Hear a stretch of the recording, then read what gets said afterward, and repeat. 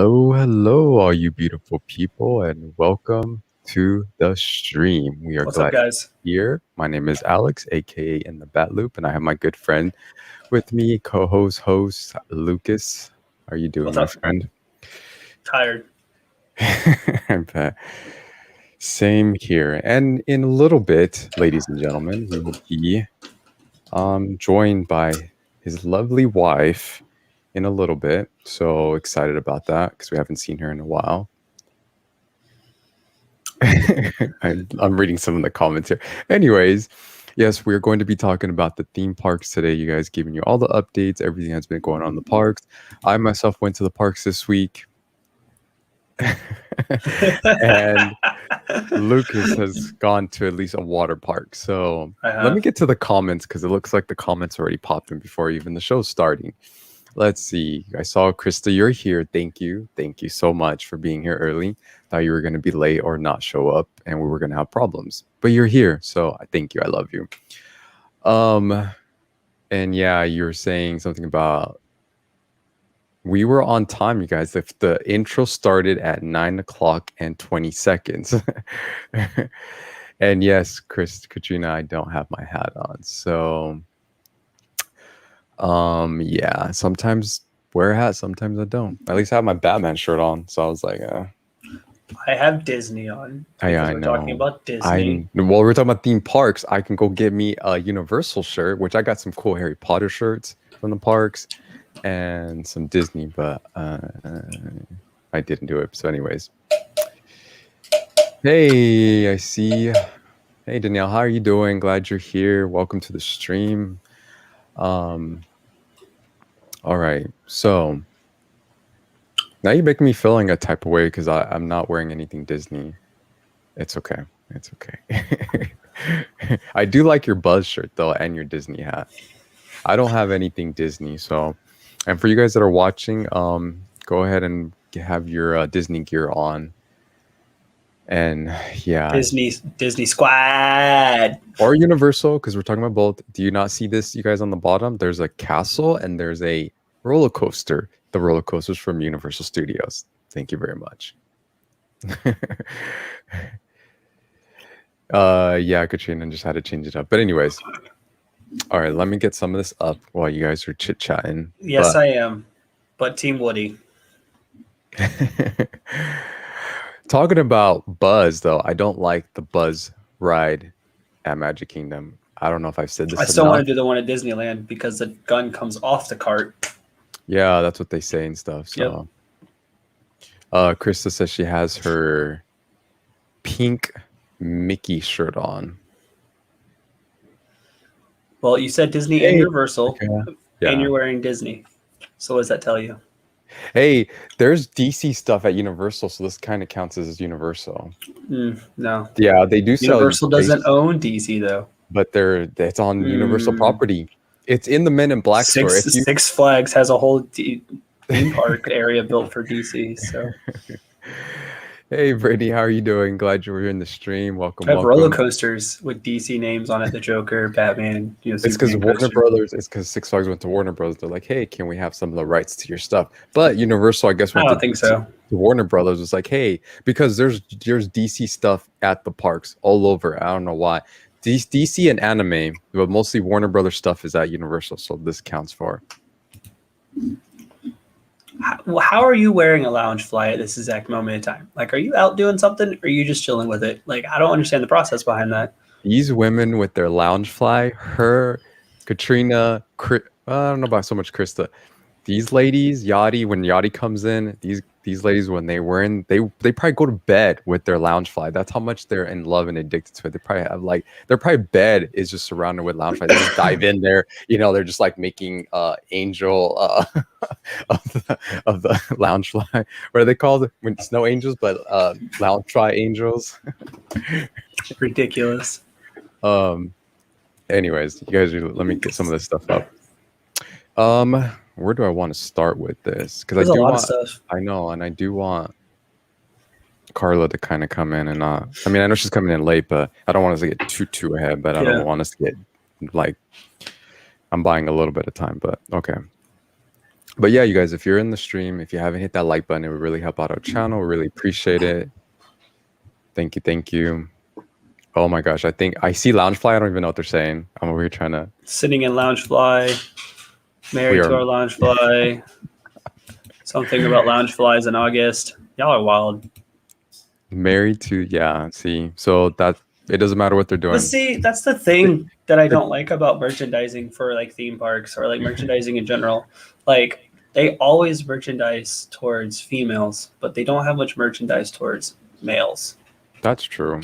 Like I do agree with that. I see a lot of stuff that are like, wow, if I was a girl, I'd hecka wear this stuff, or I would hecka be buying this stuff.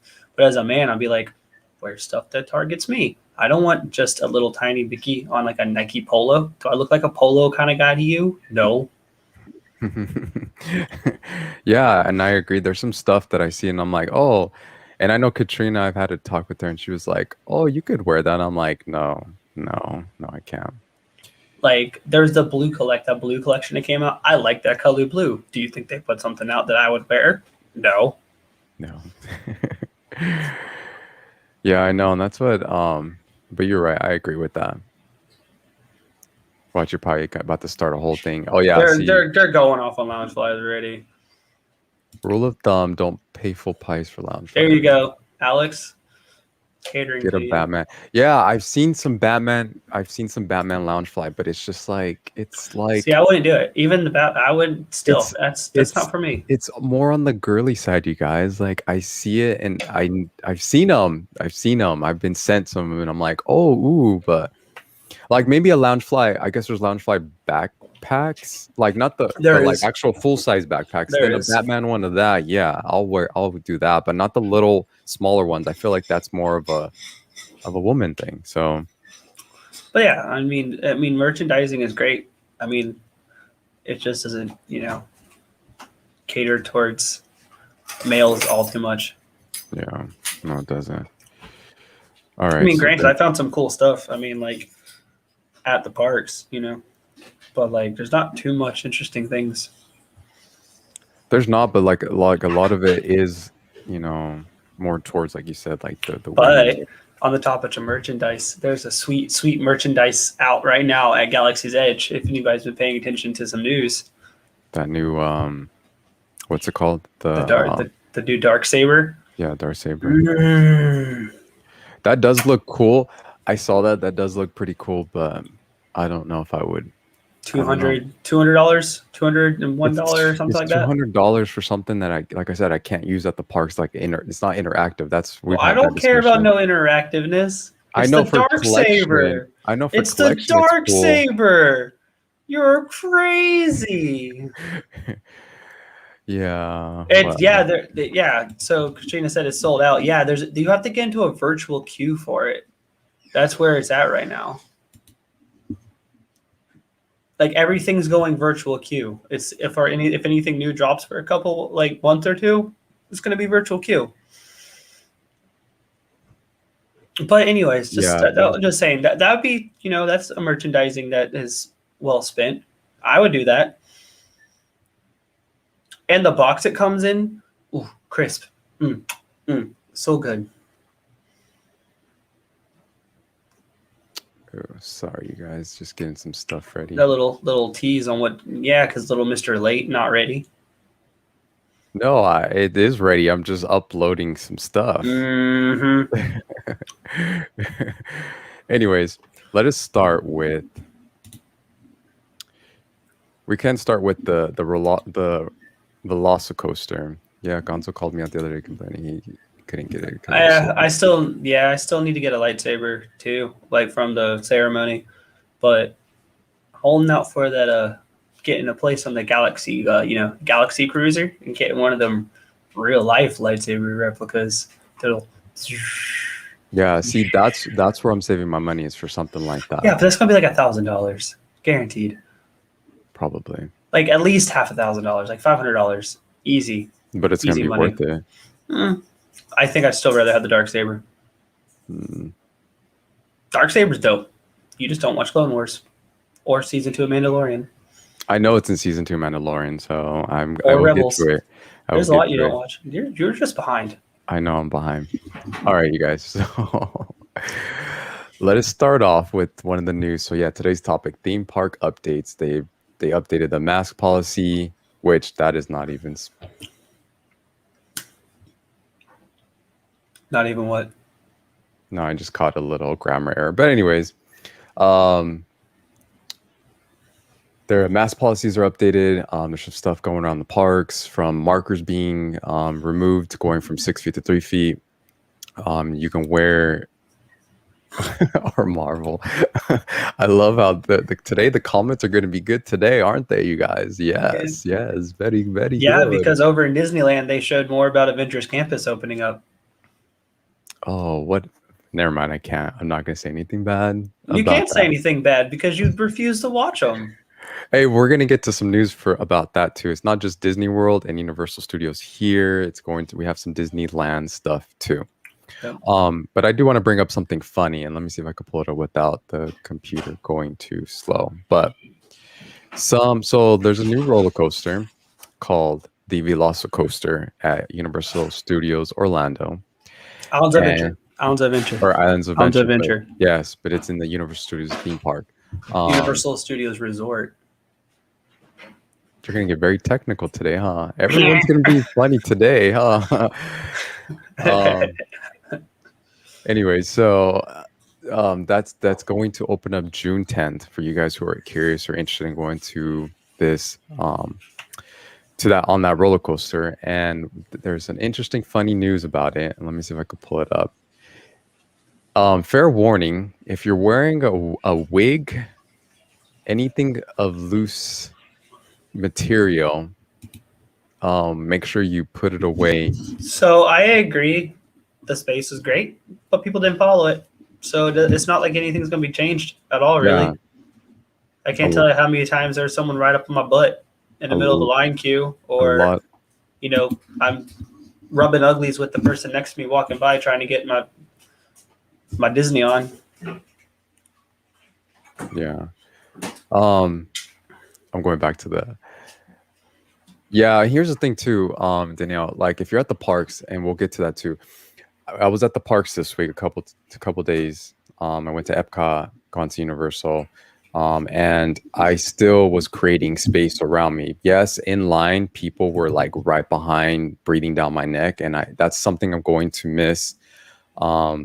With them taking the markers away, or like just completely away. Right now they're at 3 feet, but 3 feet people aren't paying attention. Like they're people at Epcot. I was at Epcot in line for 3 caballeros, and people were literally right behind me, breathing down my neck, and just like I was like, oh, I missed. Well, and I think I said in the live stream too that it was nice when we had that space, because we all have. I like my personal bubble, and I don't like when people are just like before, when everything was normal and everyone was just all on you, and you're just like, can I get a little space? There's a bubble here.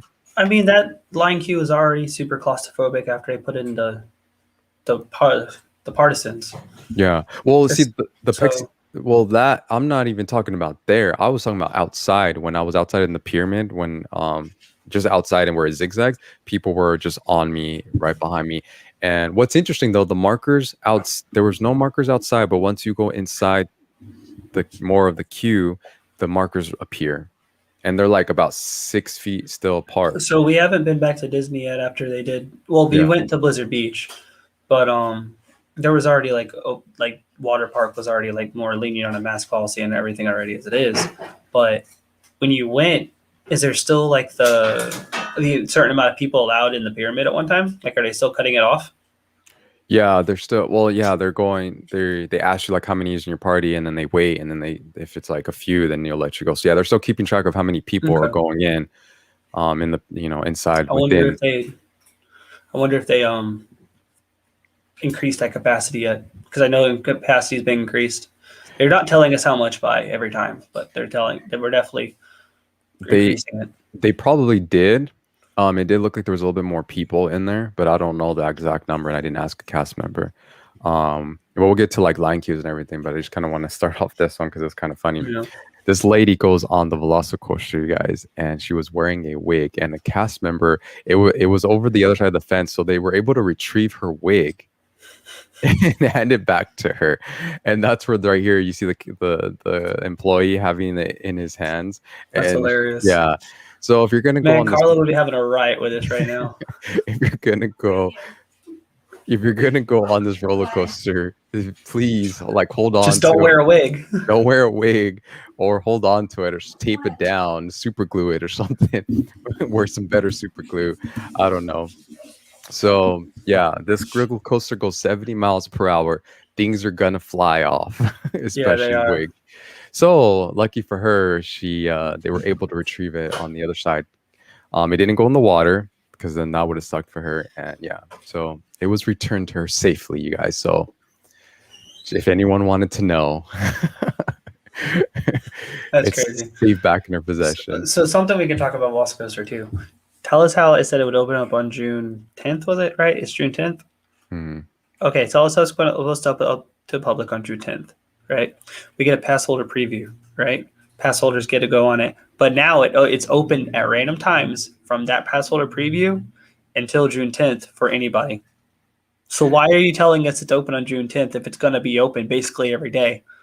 Well, here's the thing about what they're doing, and I get what you're saying, and I kind of like what they're doing because you know what Universal's trying to do? They're trying to alleviate the crowd rush that they're going to get on June 10th. So they're still going to get the crowd they're rush. still going to get it, but they're calling right now. When I went to Universal, you guys, they said it's called a rehearsal. So it's soft opening. So every day they're doing a soft opening. They're opening it up at a certain time and they're closing it down early at a certain time. So the other day when I went, by like 5 o'clock, it was closed down. But so it I was take it you haven't been to the ride yet. no, I haven't been on the ride. But they are doing soft opening for that ride, and I think they're doing it every day up until June 10th, so that I can see the comments are talking about the wig, of course.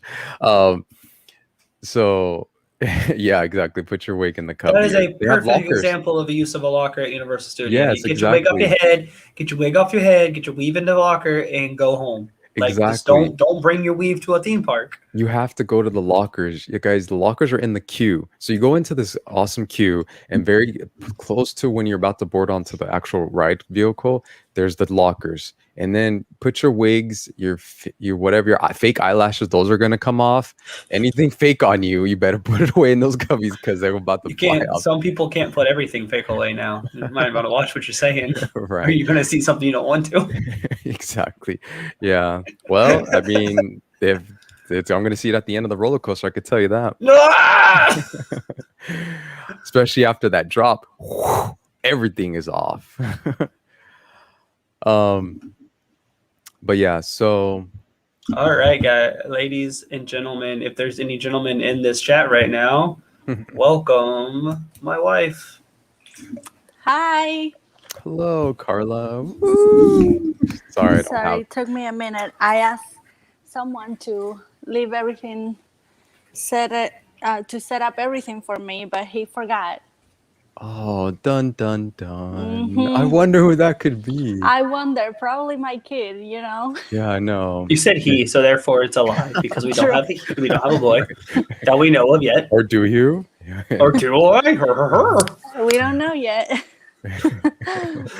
Hey guys, hey Katrina. Look, all the lady parks in and take the wigs and lashes. Oh my god. Yes, tuck all the lady parts and take the Title wigs out. weave, tuck the takes.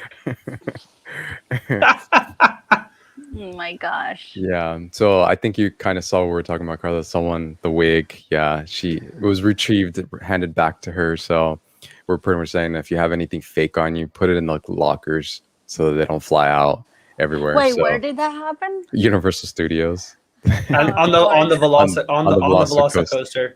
Yeah, That makes a lot of sense. Let me pull it up. Kidding. See, that's her wig right there, and Oh, is that what that was? yeah.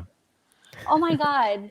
I saw that on Instagram and I was like, what the heck is that? I thought it was like a stuffed animal or something. No, it was a wig. I guess I should have read the actual article. Yeah. No. Oh my So god. it flew off and they were able to Katrina retrieve with that shout out really quick, guys. Just giving y'all a little heads up. Yeah, anyone that's coming in late into the stream, thank you, welcome. Don't be shy to say hello and hit that like button. It will help out our channel, and share this out to all your friends and family. Chris is saying it looked like a stuffed Chewy. Wrong part. That's what I thought. I thought it was. Yeah, you could if you look at it. Yeah, if you look at it. That's so funny. Yeah. But bringing up the VelociCoaster, because we're on the topic, I want to kind of show you guys. I did do a video on it, so I got some of this from like what I have, but you haven't wrote it yet, have you? No, I haven't wrote it yet. Planning on to. Okay. Yeah. I'm more excited for that line queue and like the animatronics and like what they're doing with the ride itself more than the ride itself. I don't know why. Yeah. So here's the entrance, you guys, and what's so nice is that hopefully it's playing well. You see everything really close by, and you see this is what I'm talking about. Anything fake, you're gonna lose it right here, and now there when you go upside down, right there. And so we'll get to this stuff right here. That's some of the summer stuff, but yeah. That thing goes all the way up, drops down, and then you go upside down. So Jose coming in strong with that like button as well. How you doing? What's up, Jose? Thank you. Haven't seen you for a long time, my friend. Glad you're here. Thanks for the shout out, Katrina, as well. Thank you so much. How much are Universal tickets for me? If you're doing a 1-day ticket, they're like $109, but I think it depends. So. But the prices vary on the days. I think like May and June, there's certain days, like especially the weekend, it's going to go up a little bit more. So if you're trying to do like a 1-day ticket, that's annual pass. Yeah, or get an annual pass. Or premium pass, whatever they call it, the lower cost one. It's there's basically the same. Yeah, there's 4 tiers. Yeah, and so you can get the very bottom one, which is not going to have discounts for food and merchandise and some other stuff. But if you don't care for annual pass, just get a 1-day ticket. You're all Disney, and you're going to be here in August, so yeah. And you're saying you just want to ride that, so yeah, exactly. Just get a 1-day. You know what I want from Universal is I want them to completely rehaul the Jurassic Park themed land. I want it like a Harry Potter level. Like theming. That's what I want. I think they're going to. That's what I want. But they're talking about it, so I don't know. We'll see what happens. And I see Yachty is in the chat. Hey Yachty, how you doing? What's up, Yachty? Hey, glad you're here. I'm so happy that you're here. All right. So yeah. June 10th is when that comes out. Like Lucas brought up, it's soft opening every day. They're doing soft opening, and it looks like they're closing it by like 5 o'clock. Yeah. 5 or 4 o'clock. So they close it down early, and they're calling it the sign right outside the actual ride. It says rehearsals. So they didn't put soft opening. I guess that's AKA soft opening. But you should see, it was amazing to see you guys. But yeah, when June 10th hits, I know they're trying to alleviate the crowds, but when June 10th hits, it's going to be even more crowded. But it was so Universal. That's a super claustrophobic area too. Like it's very tight in that area. Yes, I don't have the video, but when I do my other video, like I didn't put it up for the stream, but when I do my video drop for Universal, you guys are going to see that area is already just very just narrow, and there's so many people. And I think because Universal increased the capacity to, I think 100%, you guys, I don't think there's any more cap at Universal. I couldn't even move. You should see how long it took me to get from entering after you pass King Kong, or the King Kong ride, and getting into Jurassic Park to try to get into Hogsmeade. And oh my gosh, Hogsmeade's another just nightmare. Yeah, another nightmare. So if you're asking me if Universal's at full capacity, I believe so, because that was the most that crowd wise I've seen. Yeah, but they're still cutting people off though, right? If you can't get in, they're not cutting anybody off. Oh, when I arrived, the line to get into it took me an hour and a half to just park, and I was on the street. I was 2 minutes away from getting into, when you get to Universal, you turn and you go into the little booths to, I guess, pay for parking. There was a line from that booth all the way out to the street. It took me an hour and 15 minutes to get from the street to the booth. I would have left. I'm sorry. Yeah, It's not worth it. that's how I know that they were going at full capacity because It's at not that that point it's not they would have worth cut it. it. It's that's a long time just to get Yeah, in. that Oof. that took away a lot of my time to to do some stuff, and I was like, Holy that's crap. insane. That So is. if you're wondering if people are feeling a little uncomfortable, no, people are feeling, and especially with the mask, like the moment they took away the mask rule for being outside, I feel like that just brought more people in because a lot of people did not want to go because of that. So it was very crowded at Universal, and it's going to get more crowded when this roller coaster comes in. So if you can go to Universal Studios before then, if not, and we're talking about summer planning, try to do it during the week. If you could do like, if you can go to Universal Studios or the theme parks, Disney World or Universal Studios, like during Yeah. like Tuesday, Wednesday, Thursday, Do do you that think because that sounds crazy? Think about when Epcot finally is redone and rehauled. well, yeah, Like, well think of that.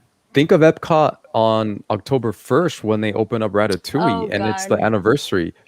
I really hope that they do something a few weeks before. I don't. If they wait until the first, October 1st, right? That's the day. Yeah. Hmm. Okay, if they wait until October 1st, I think it's gonna be completely insane and not too smart of Disney to do that. I think they should kind of do what Universal does and kind of let some annual pass holders and Yes, I because I'm agree. that's sure they're gonna gonna be do like the insane. media preview for it, like they always do. But Yeah, but that's not going to be until That's like, not a lot of people though. I yeah, know it's not it's a lot of not. people. So like what Universal's doing, that even though they put a June 10th date, think about how many people who don't are not annual pass holders and they just plan a vacation like today or tomorrow and they Look see at that Krista. VelociCoaster is open, you know? Look at Krista. She said there are no Magic Kingdom tickets available October 1st. Yeah, Magic Yeah, Kingdom, I think all the parks are already like full. Magic Kingdom, and I think Epcot, I think, and probably Hollywood Studios. But yeah, Epcot because of the Ratatouille ride, and Magic Kingdom obviously, and on the second, October 2nd, Magic Kingdom was full. I haven't seen since I think it was Are like you last week when I sure? took a peek. Oh, I thought I heard that they all were, but They must. Yachty said she got on Mine Train early, so clearly they do a soft open first. Yeah, but the soft open, they should do the soft open now, so that when October 1st hits, it's not going to be as bad. But I mean, we instead, haven't been doing. They have Universal hasn't been doing like a super long one the whole time for VelociCoaster. We just started that. They just started that like what, a couple weeks ago. yeah, yeah, but that's still So a month. from a Well, month, if you start now for you're just greedy. You want to get on Ratatouille. That's why you want them to do it now. well, it's been ready. Was it not planned for summer 2020? Was it not yeah, planned for summer 2020? yeah, It's and already right. VelociCoaster just got built. It's not like it's been sitting there for a year, and they're like, we're gonna open up in October or something. You know? yeah. I don't know. Also, I know Yeah. everybody wants to go in October 1st. We're not gonna go because it'll be too early to my due date. But by then they might not have any more. Oh my gosh, I can't talk tonight. They might not have limited capacity anymore. Yeah. So I feel like a lot of people are freaking out about getting a reservation for October 1st. Maybe by then, if things keep getting better how they supposedly are, I mean, I don't know. Quote unquote. Maybe by then we won't need a park reservation anymore. I don't know. I'm just something Well, to think about. well, from the CEO, he said that that's gonna stay for a while, even if they go full capacity. He likes that I guess they can see how many people are coming in. They can kind of control the crowd levels. So he said he likes this system and it's going to stay here for a while. So, But or at that least it's the mitigates rest of money. 2021. That mitigates the money though. At the same time. Yeah, I don't know. I mean, they say a lot of stuff. When Yeah, when they the do. CDC said that about the mask, people that are vaccinated and all that, the CEO also said that the mask policy was going to change by summer. It didn't. It changed the day after the CDC said that, or the day of. Like Universal said it, and then later that night Disney said it, and Yep. before he had said by summer. So And we're not in summer yet. We're spring. we're not exactly. That's what I'm saying. Yeah. I don't know. I don't know. We have to see, but I don't trust what anybody says until it actually happens. yeah, True. especially You know what I'm with saying? everything that's going on. It's like every day it's something different, and everything is changing, and who knows? Looks like all the other parks are available on October 1st, so people are still going to go. That's Yeah. what Chris is saying. Oh, cool. Yeah, so that's what I was saying. It was But Epcot then and Katrina's also Magic saying you could Kingdom. just park hop over to Magic Kingdom, which That's is what I also was another gonna thing. say. So Yeah. Yeah, like we could get Animal Kingdom and then just after 2 go to Epcot if we want Yeah. to, you know. But here's the thing: if you're gonna go to that October 1st, you're gonna have to book it now because probably I want to say probably by July, I would say that Hollywood Studios and Animal Kingdom will probably fill up. Oh yeah, I'm surprised Hollywood Studios is not. Because they're not really doing anything for that. perfect It's more time to Magic. go ride Rise of the Resistance. Well, they haven't announced yet. I think all the parks are gonna have Mhm. special snacks, special popcorn bucket, this and that. You know, I think so. I mean, we're gonna miss out on it, but I really wish we could go. But Not me, to be honest with you. I think it's gonna be too crazy. if we were in a normal setting, not like almost post-COVID setting where we're trying to reacclimate everything, if we were just like normal, I would have gone. I would have tried to gone, honestly. But remember, they said that the celebration is gonna last months and months. Well, yeah, it's gonna last months. Yeah, I know, but it would have been cool going on the first day. But we're still gonna go. It's like do you remember when Mickey's celebration happened? How long those sippers? They still have those sippers. Mickey's Yeah. birthday, his 90th birthday. Yeah. Yeah, they still have that sipper over They at do. Everywhere. Tomorrowland Terrace. Cosmic No, Rays. Cosmic Rays. There we go. Sorry, I'm retarded. Yeah. Hey, Christina, how you doing? Thank If you everyone's for over at Magic coming Kingdom, to it's the a stream. perfect time to rise Rise's Resistance. Heck yes. Yeah, it is. Yeah. Uh, I think a bag's gonna drop. for the God dang it. anniversary. Yeah, it'd probably be a real nice one. Jose saying we couldn't make reservations yet due to our passes needed to be renewed in August. Yeah. If we wanted to go, we would have to buy 1-day passes. Yeah. Oh yeah, our passes are gonna be expired by October 1st. I mean, we're Yeah. gonna renew before, but Yeah, our of passes course. expire like mid-September. I want to say. Yeah, and you're right, Jose. Yeah, you guys need to renew your passes. Well, talking about passes, we'll get to that too. But yeah, it's gonna last 18 months for people who don't know. So you don't have to go October 1st. I mean, it is special because that is the anniversary day, but they're doing it for 18 months. So you're really not gonna miss out and just plan, you know. As if you wanna long as avoid- the treats and the snacks and everything stay, that'll be fine. But question though, so they have the new Halloween event starting this year. Are they going to be doing both celebrations, snacks and merch, combined with the Halloween snacks and merch? I would think so. But that's a lot. That's a lot going on at one time. Well, It that's is, more but money for them. yeah, it's more money for them and to make up for what happened with the pandemic. So Right. they're probably gonna do that. So Do you plan Um, on going, Alex, to the Halloween? yeah, any of those events, everything. I'm gonna Yeah. especially that I it was want them to bring back the Villains After Hours party. That's the one I really want them to bring back for Magic Kingdom. yeah. I mean, I guess we'll see. I mean, if they want to compete, I mean, well, if they want to get everything back to normal and like kind of get a lot of people heading their way, because Universal's already announcing things and they're with their Halloween with Horror Nights. Horror Nights, yeah. They need to do. Disney needs to do. I know they changed it up with the name of it and all that stuff, but Yeah. all the villain stuff, yeah, they need to do something and do something unique with the cavalcades with villain, or have more villains out and about during Halloween. That would really help them, and I think we really enjoy that. Another person Yeah, saying hi to you there. Yeah, Alex. I told her hi. I'm glad she's here. Freaking Oh, Yachty and her happily- lounge flies. Look at Did you this. see that? 6 Yeah. a.m. run for the lounge flies. Get out of here. Okay, Yadi. I thought you. Hey, Yadi, hold on. Aren't you on bag jail? What are you doing? How can you be there at 6 a.m.? I thought you were in bag jail. I'm gonna tell your husband on you what you're already planning. He probably doesn't even know you're gonna be there at 6 a.m. Booze Bash? What is Booze Bash? That's the event. It's Boo Bash, not Oh, Booze Boo. Bash. That's why I was like, what's Booze Bash?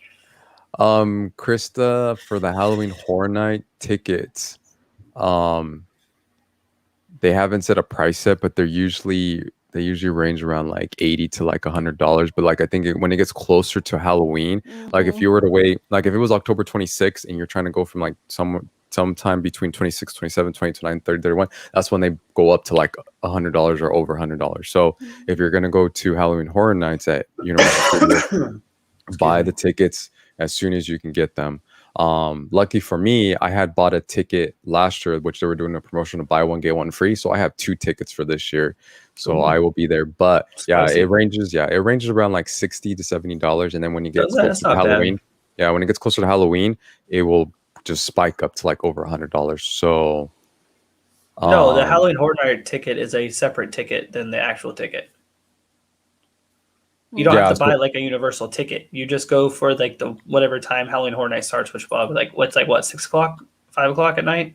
Yeah, it's like 5 o'clock. Yeah, and it goes until like 12 o'clock in the morning. But if you want to do Universal Studios that day, yes, you would have to buy a 1-day ticket and then on top of purchase the Halloween Horror Nights. And those tickets aren't discounted either. They're the same pricing.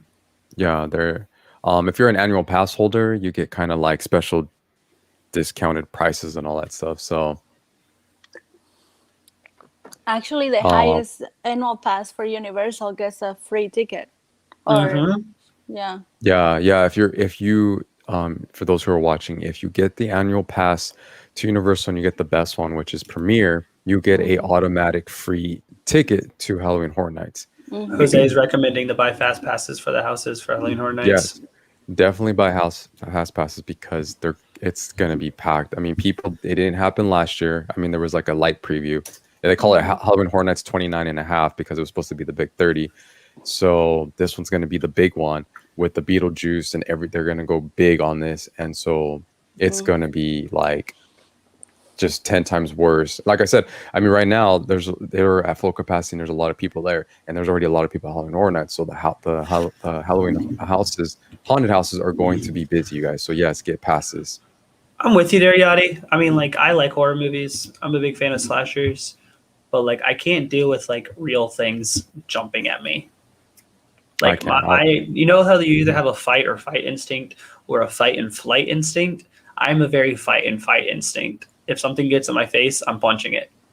So no, I went to Halloween Horror Nights one time and I said, this is it. I'm never coming back again.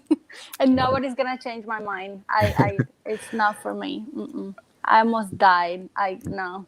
Yeah, well, I will be there, you guys. So they won't be there. I will be there. I love it. Like when I finally got to experience Halloween Horror Nights for the first time, which was like the preview, the Revenge of the Tooth Fairy, amazing haunt. Like it was so creepy and just there was blood and teeth are everywhere and the gore and people's mouths are missing. Like it was just beautiful. They're all dead and they're just like, and the little tooth fairies are like all evil and they're just like eyes and then the costume, the makeup, everything was great. All the little scare spots in the haunted house, beautiful. Like if you're gonna go to Halloween Horror Nights, go to this one this year. But I think I heard that they're gonna do that one. They're gonna bring that one back too. So, but yeah, I'm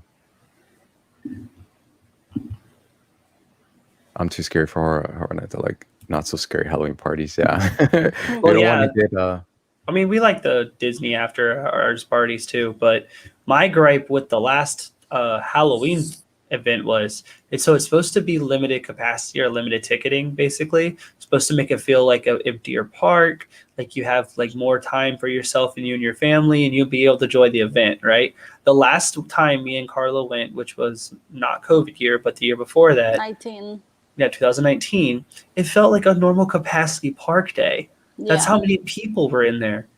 And like, if I'm paying this extra money for this ticket, then I should be able to not have to deal with these crazy amounts of crowds. Granted, I understand crowds are going to be a thing no matter what, but I didn't feel like there was any less number of people on a normal day. Yeah, and that I could see it. Then I would be upset and I'd be like, why did I spend all this money? Krista, yes, you and I will be going to Halloween Horror Nights. I see your comment. A lot of you guys are saying, like Christina and all you guys are saying, like, yeah, you're a black belt. Instincts come right back out with people popping out at me. Gotcha. Yeah, so a lot of you guys don't like when people just pop out and scare you, and you guys might smack them and hurt somebody. So yeah, maybe you guys should stay home. I We don't resonate want with all these people right now. They're talking like this. we don't want scare 100%. actors to be injured on these Damn. days. So, Break somebody's face. um, but yeah, so other updates too. That's not that's coming this year at the parks will be Halloween Horror Nights, the Big 30. We were talked about the coaster. Kind of going back to the mask policy change. For you guys who didn't know, let me tell you my experience too. I thought I'd been to Epcot and I went to Universal this week to see what it's like to be around people, with this update. And I thought I was going to see more people without mask, and I actually saw it was balanced. I saw as many people I saw without a mask. There was that many people with a mask. So I really thought I was going to be like me and like a handful of other people with mask on. And no, there was a lot of people with their mask on, and there was a lot of people without their mask on, like outside. So I thought that was interesting. So there's a lot of people. I get it too, because people will have the reasons. Either they're not comfortable yet, or they're still going to wear it because they want to, or they live with other people, or like some kind of sickness or something. But I just didn't think it was going to be that many people. So I thought that was interesting going to the parks, and still, like I said, I thought I was going to see less, but instead I saw about an equal amount of people who weren't wearing their mask outside compared to people who were. So it didn't make me feel like the odd one out. Now you guys went to Blizzard Beach. Talk about your experience there with people. Tell us about the mask rule there at a water park. What is it like to be at the water park? It basically, if you're not on a ride or like going to a ride or going to the pool or whatever, you were supposed to like keep your mask on. So like if you stood in line for food, mask on, restroom, mask on. And like they were pretty still on top of it. I mean, like the Disney mask Nazis are still there, of course. The police are still there, and they'll still be like, hey, put your mask on, put your mask on. You're not following our rules, put your mask on. And they have someone standing in front of the restrooms there too to like guard the restrooms. But no one was wearing a mask walking around. I think I saw like maybe like 5 families. Yeah, only a handful. Yeah. So it's a little different there then. Okay. Yeah, I mean, it's also a water park. park because we went to Aquatica during COVID, and it was basically the same exact feeling. Not many people wearing masks. I mean, instead. Like when we came into Aquatica, when the mask policy was still in play, like you would wear a mask into the park, and then when you got to your chair, you could take them off, and then when you walk around from ride to ride, you would have it off out in the open air. But I mean, I thought it'd be weird, but then again, I haven't been to like Disney Springs, or we haven't been to Universal yet, or we haven't been to Disney. But like, I mean, I'm so used to the mask, I forgot I was wearing a mask, but now how long I've been wearing a mask, it's like I'm tired of them. I'm getting tired of them. Yeah. So I mean, it's however you guys. The rule is you don't have to wear your mask outside. So if you want to wear it, go ahead. If you don't, go ahead. The beautiful thing now is that you don't have to be stationary while eating and drinking. So if you're wearing a mask, like myself and my sister, we were both wearing a mask. Like she had her butter beer. All she did was like pull her mask down and was drinking while she was walking around, and then put it back up when she was done drinking. But there's people out there with no mask on, and they're having their butter beer, or if they're at the Disney parks eating their popcorn or drinking their alcohol around the world in Epcot. And and then I saw some people were wearing it on their wrist, like their face mask. They had it on their wrist, and then some people were wearing like necklaces with like. Kind of like the ones, I guess it's not a necklace, but like the attachment to where when you're wearing like reading glasses, and you see people like I saw that. Yeah, like a holder, but it was their mask. And I was like, that's kind of cool. You just like put it back up, and then when you just take it off and drop it, it'll just hang around your neck. So some ideas for you guys if you're going to be the one that's going to walk around the park without a mask, or just put it in your bag or pocket or whatever. But a lot of people were wearing it on their wrist, and then they had it. Saw quite a few people wearing it around their neck on some kind of holder. So. Some people they're saying they'll wear it till the end of the year, and then Krista said, I'm tired of wearing a mask, but I'm used to it now. Krista with the old lady's mask chain thing. Yeah, the old lady glasses chain thing. That's what it was. Like literally, it was just like that. And I was just like, hey, that was unique. If you're gonna, you don't want to carry it on your wrist, you don't want to hold it or put it in your bag, and you're gonna go to like if you go to a park which has a lot of rides and you have to wear the mask in the queue lines, like you would want to have something like that so you could just put it back up. You can have it on your wrist, kids, but I feel like especially for kids because they don't want to hold it. You don't want to hold their mask, and you know, they're not gonna put it around their wrist, and if they do, they might lose it, and then Oh, yeah. So That's that would be smart for like little kids. Yeah. Christina's asking, which we've all had butterbeer, right? You guys had Yeah. butterbeer? Yeah. Does taste like cream soda. Yeah, like cream, but like it's really good. Like you will be blown away. And you know what's really good too? They give you different choices. Christine, you can do the non-alcoholic butterbeer. You can do the alcoholic one. You can do hot butterbeer, which is if it's kind of chilly, it's really good. Yeah, you don't think it's good, but like I didn't think it was gonna be good, but it was so good. And I was like, and you know, when I drank it, I was like, it's missing something sweet. And so I went to go buy like a cookie, like a chocolate chip cookie, and that with a chocolate chip cookie. Oh, it was like beautiful. Yeah, it was so good. It made my taste buds go crazy. But yeah, so if it's a cold day, get the warm butterbeer, and you also can get it as an ice cream. There's butterbeer ice cream, and That alcoholic butterbeer sounds amazing. good to me. That's what sounds good. Yeah, so there you guys go. Yeah. Those are your options. You can do alcoholic, non-alcoholic. You can do it hot, and you can do it as an ice cream. So Christina, you know, whenever you Or come, frozen or not frozen. yeah, frozen, not frozen. Yeah, so Hey there's there. different ways to have it. So, and it's really, really good. Yeah. Jose, me and you are on the same page, buddy. Hook me up What with that alcohol alcohol. do they Addicted put to in it. it? I don't know. We'll find out though. It's probably whiskey. Yeah, I think it's a whiskey that they put in there. I mean, I still want to try fire whiskey. I still want to try like the Yeah, other there's stuff a that they have there's there. a fire whiskey and all that stuff. I mean, so. all the drinks that they have ever shown or talked about within the Harry Potter world, I think are actual drinks at I want to try The that Wizarding World of pumpkin Harry juice. Yeah. I have never tried it. Yeah, the the pumpkin juice. is really good. Here's the thing about the pumpkin juice and update at the parks, talking about updates. Before, if you went to Universal Studios, actually, I have it. Hold on, let me show you guys. I will show you because I kept it as a souvenir, and I'm glad I did because they took away these bottles. One moment. Anyways, now that he's gone. But I just want to divert the conversation right back to that dark saber. I really, really want it. I really It's think sold it's a out. How are you gonna get it? I dude? want it though. All right, I'm I back. want it though. So What's up? you would when you would go to the parks, you guys, and get this pumpkin juice, they used to sell them in these bottles. Yeah, they did. Do they not anymore? They don't. If you No. order pumpkin juice in the Wizarding World of Harry Potter, whether Diagon Alley or what's the other one called? I'm having a brain fart. Hogsmeade? Hogsmeade, yeah. They give it to you in a cup, plastic, you know, like regular, Oh. whatever. Yeah, like the same cup that you ordered the butterbeer. That's gonna be in that. So Oh, you wow. cannot get this anymore. Oh, I did not I know saved that. this because it was a really cool cup, and then guess what? They don't even sell them. So this is gonna be worth a penny, you guys. So if I become a millionaire, you'll know why. You gotta thank Harry Potter.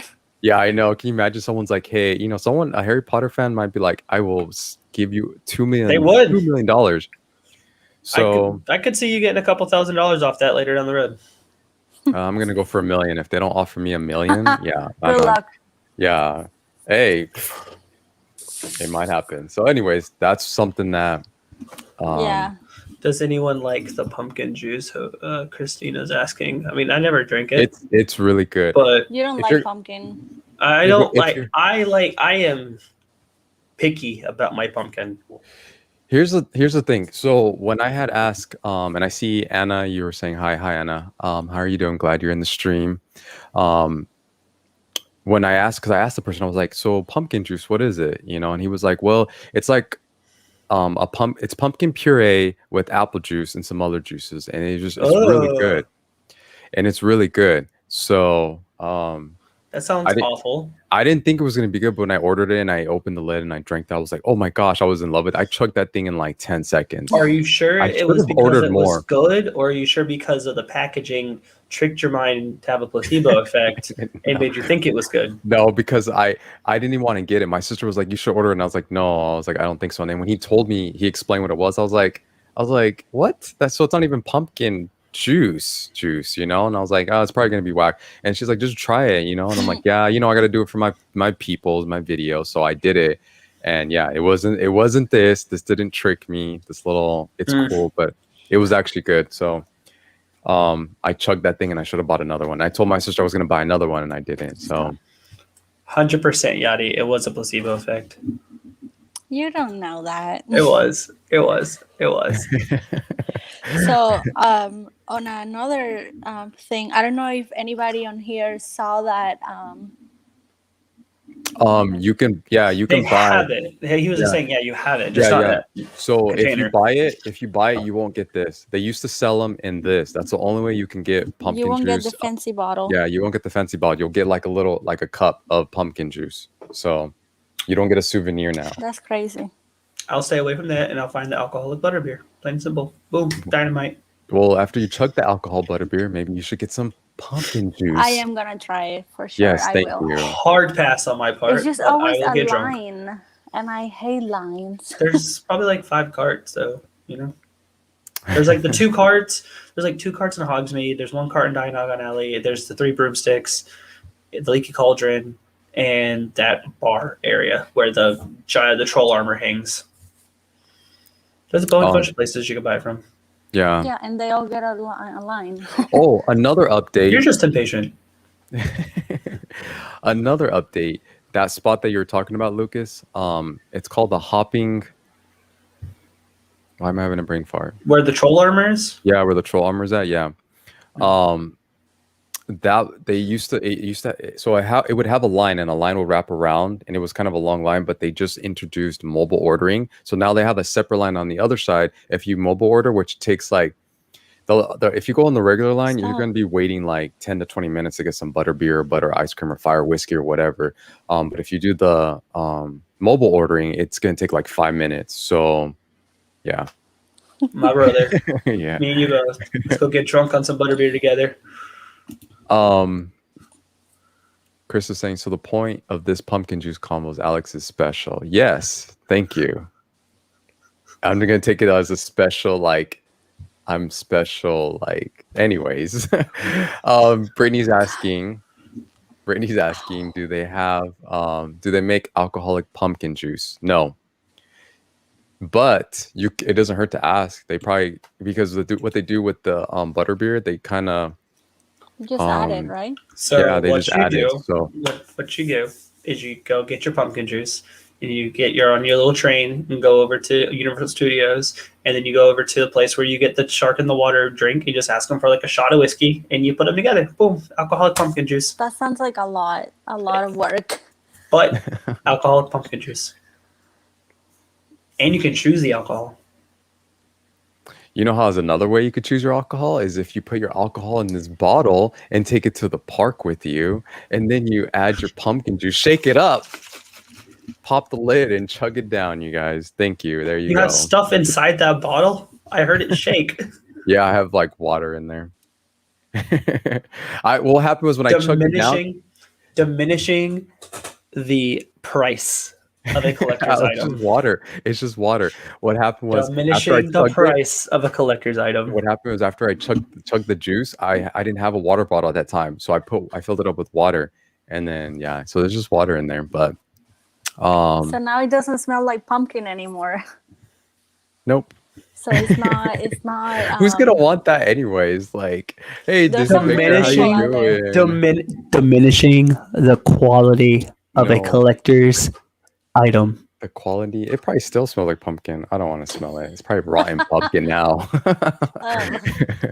I'm glad you're here. Welcome to the stream. We are talking about pumpkin juice and putting alcohol in pumpkin juice and taking it to Harry Potter land.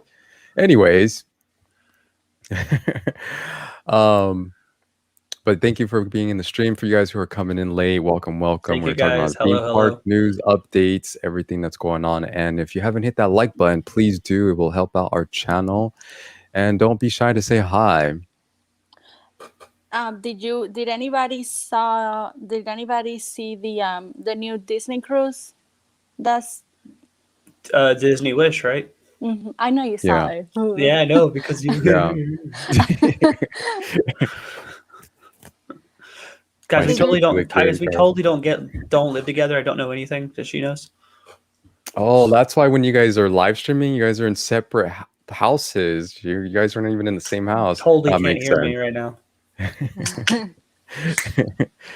Oh my gosh, I started something with the bottles now. Everyone's just kind of You did. You're Yo. welcome. And you know what, you guys, ladies and gentlemen, I give you that one for free. Next time, I will charge. Disney Wish does look cool, Christina. Thank It you. does. Yeah, Thank what you. I was It does look very cool. what I was gonna say is that beginning tomorrow, so if you, I guess, if you're like a castaway member, whatever that means, I'm not really sure what that is, but those people were able to book for the Disney Wish already, but beginning tomorrow, it opens for everybody. So we can book it if we want. Alex, whoever wants to book it can tomorrow. So just something that I remember, and I thought I would bring it up because it does look amazing. Yeah, I agree with you, Brittany, but I can't tell you how bad I want to go on one. We've never been on a cruise, you guys. Never. Not a Disney one, not a Carnival one. But Nada. personally, I want to do the Alaskan cruise. Yeah. There's an Alaska cruise that I want to do, and I want to do that really bad over like a tropical area cruise. So I think before we do something crazy like Alaska, because that's a long one, and it leaves from California, I think. So we will have to fly to California. That's a big. I think that to go on a cruise the first time, I would rather go for a shorter amount of time, like a 3-day cruise, to see what it's like. Do I like it? Are the kids gonna like it? You know what I mean? I don't know if that's because it. now we got to but think of kids, yeah. not kid. Well, even if it was just Havana, she might hate it. Yeah. It's on a boat in the water. I'm sure she'll be fine. You never know. Some people get sick. What if you get sick? Like it's an actual. Yeah, people do get sick. Here's my thing. I've never been on a cruise, but every time, and I'm kind of not so much Titanic, but every time I was planning to book a cruise, you guys, something happened. The cruise, like something popped up in the news, like something broke down on the cruise ship. Everyone's abandoned, and they're like using the bathroom outside, and like stuff stopped working. I was like, oh, that sounds miserable. And there was another time. There was another time I was going to book it, and then something else similar happened. So I'm like, you know what? That's probably a sign that I shouldn't book a cruise, because I'll probably get stuck and my toilet's not going to be working. I'll probably get seasick. Like, yeah, I'm just like, no, I'm not going to be running out of, like, what if you're running out of food and you're just out, like, I don't know. So I'll probably do it one day, but like the 2 times that I was going to do it, it popped up on the news, like some kind of cruise. And so I'm just like, stuff happen on airplanes all the time. I'm not trying to be like, negative Nancy here, but I will say though, I'm someone that gets really claustrophobic, and I think that whenever we do decide to go on a cruise, hopefully next year, I'm hoping, like, I want to do like a Halloween cruise next year, hopefully. I think that we're gonna have to do like not a super fancy room, but I also don't want to do like the super small standard room. The cabins, basically, little tiny like cabins. I gotta have a window or a balcony, something, because I can't do it. Like just looking at pictures gives me like anxiety. Like it looks so small and so tight, and I don't know. Yeah, and I don't know. I mean, not taken away from the cruise, but hold on before I talk about the cruise. Disney Baker, I didn't put nothing on the hot dog. If you're talking about when I was streaming the other day, it was a spicy hot dog. It had pineapple chutney on top of it with plantain chips, and what else was on there? Some kind of sauce, and I think it had like some pineapple in it. But that's That what looked good. Yeah, that whole spicy hot dog. That's what's all on top of that hot dog. Really good. But not to take away from like the anyone that is excited to go on a cruise, but like I just feel like. I mean, how many days, like, do you book how many days, or they plan how many days you're going to be out in the ocean, right? Like what it takes to go. So to me, I feel like besides the entertainment, because they'll probably have like karaoke nights and other stuff, I just feel like I'll be bored. Like I'll just go around in circles, and like, yeah, I'm going to have great views of the water, but I'm just going to like, you're like kind of just stuck on a boat. It's basically There's it's a hotel. lot of food, Alex, and you like to eat. Well, I do love a lot to of eat, food. so. There's a lot of alcohol. Well, depending on the type of cruise you're going. So if you go on a Disney cruise, you have entertainment and dinner theater and all the characters, and you have like all the experience. And then most of those cruises also go to their private island that they have. So you dock at the island. and then there would be. And there's more stuff to do at the island. Yeah, then I guess I would take away the boredom. Well, if I get bored on the ship and feel like Why I'm are you stuck, automatically thinking you're gonna get bored? That's I like don't the know. most like that's like the most like I haven't been on it, so I'm just assuming that I I know, might. but that's such a 0 to 100 like response to something. No, because I used to think that way. I used to say, no, I don't want to go on a cruise because I'm stuck in there. And then people were like, no, you're not going to feel that way. There's so much to do. Like if you have kids, Disney cruise is the perfect. It is expensive because I look at prices like every week. Yeah. And I wish I could book one tomorrow. If I could, I would. But because I am pregnant and we don't know what things are going to be like, we can't really book it yet. But definitely next year I wanna go. Yeah. But I think there's a lot to do on cruises. I don't think you will like get bored, but who knows? Yeah, and see, I don't know until I experience it, so I'm just going to like assume that I might, but I might enjoy it. But if there's gonna be one thing that's gonna entertain me and keep me entertained on the boat, you guys, will be the food. I'll just be chowing down because I have a fast metabolism, and I will probably. Here's the thing: I'll eat so much food that probably kick me off the boat because you said y'all need the food for everybody that's on the cruise line. And you could do something short. You could do a 3-day cruise. Yeah, and 3-day then cruise. Because you don't want to do 7 days for your first time ever. Because what if you hate it? Yeah, then that would suck. So Yeah. I mean, there's options. So I guess I'll probably do like Yeah. a couple days or something. Yeah. Jessica, you're planning a Disney cruise. If you ever do, let me know. Any of you guys that are planning a cruise, or have gone on a cruise, which I've seen some of you guys left some comments, I will give it a try. But if you haven't, let me know what your experience is like. I just want to see. Yeah. And if you guys live in Florida, I don't know who here lives in Florida or not. Does Katrina, do you live in Florida? I can't remember. Yeah, she lives in Florida. Yeah, they have like Florida resident discounts all the time. Even Disney has it, like great discounts. So that's something to remember. Yeah. If you're a Florida resident, that you get that perk. So that's a good thing. Alex needs some meat on his bones. The average American, ladies and gentlemen, gain 1 pound per day on a cruise. So do not do a 7-day trip. We actually had Lucas and I. Havana wasn't gonna go because it was for our first wedding anniversary. We had a Carnival cruise, a 3-day cruise, and it got canceled because of Corona. So we never got to go. We were so excited. Coronavirus. And then it took forever to get our money back, but we finally got the money back. It was just, it sucked because we were so excited. And then Corona happened in like March, and we were like, the cruise was in July, 4th of July weekend. And we were like, yeah, that's going to get canceled. And it did. Yeah. Man, I remember just slowly watching things get canceled. I know. That was so crazy. Just such a crazy time. Crazy year. Yeah. I don't want to talk about 2020. I really don't.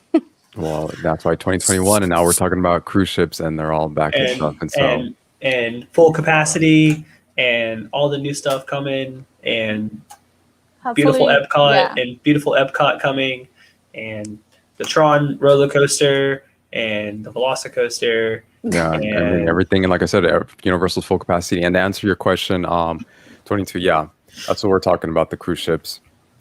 Yeah. So they are slowly coming all back. So good news for those who are into cruise ships and want to do that. Yes, I know you're moving to Florida in June. I'm excited for you. Cannot wait. Exciting. That's awesome. Cannot wait. And hopefully we can go meet and hang out at the parks, eat some food. Yeah, slowly everything's opening back up. So talking about everything kind of going back to normal, because of the mask update rule, I will bring this back up to the stream. Not that. There we go. So yeah, Universal Studios and Disney, they had these relaxation stations where you could go and take off the mask. Very lucky kidder. The past week and a half I was at Disney World Universal. Yeah, nice. Yeah, very lucky. And welcome to the stream. But yeah, so these relaxation stations, they're closed now.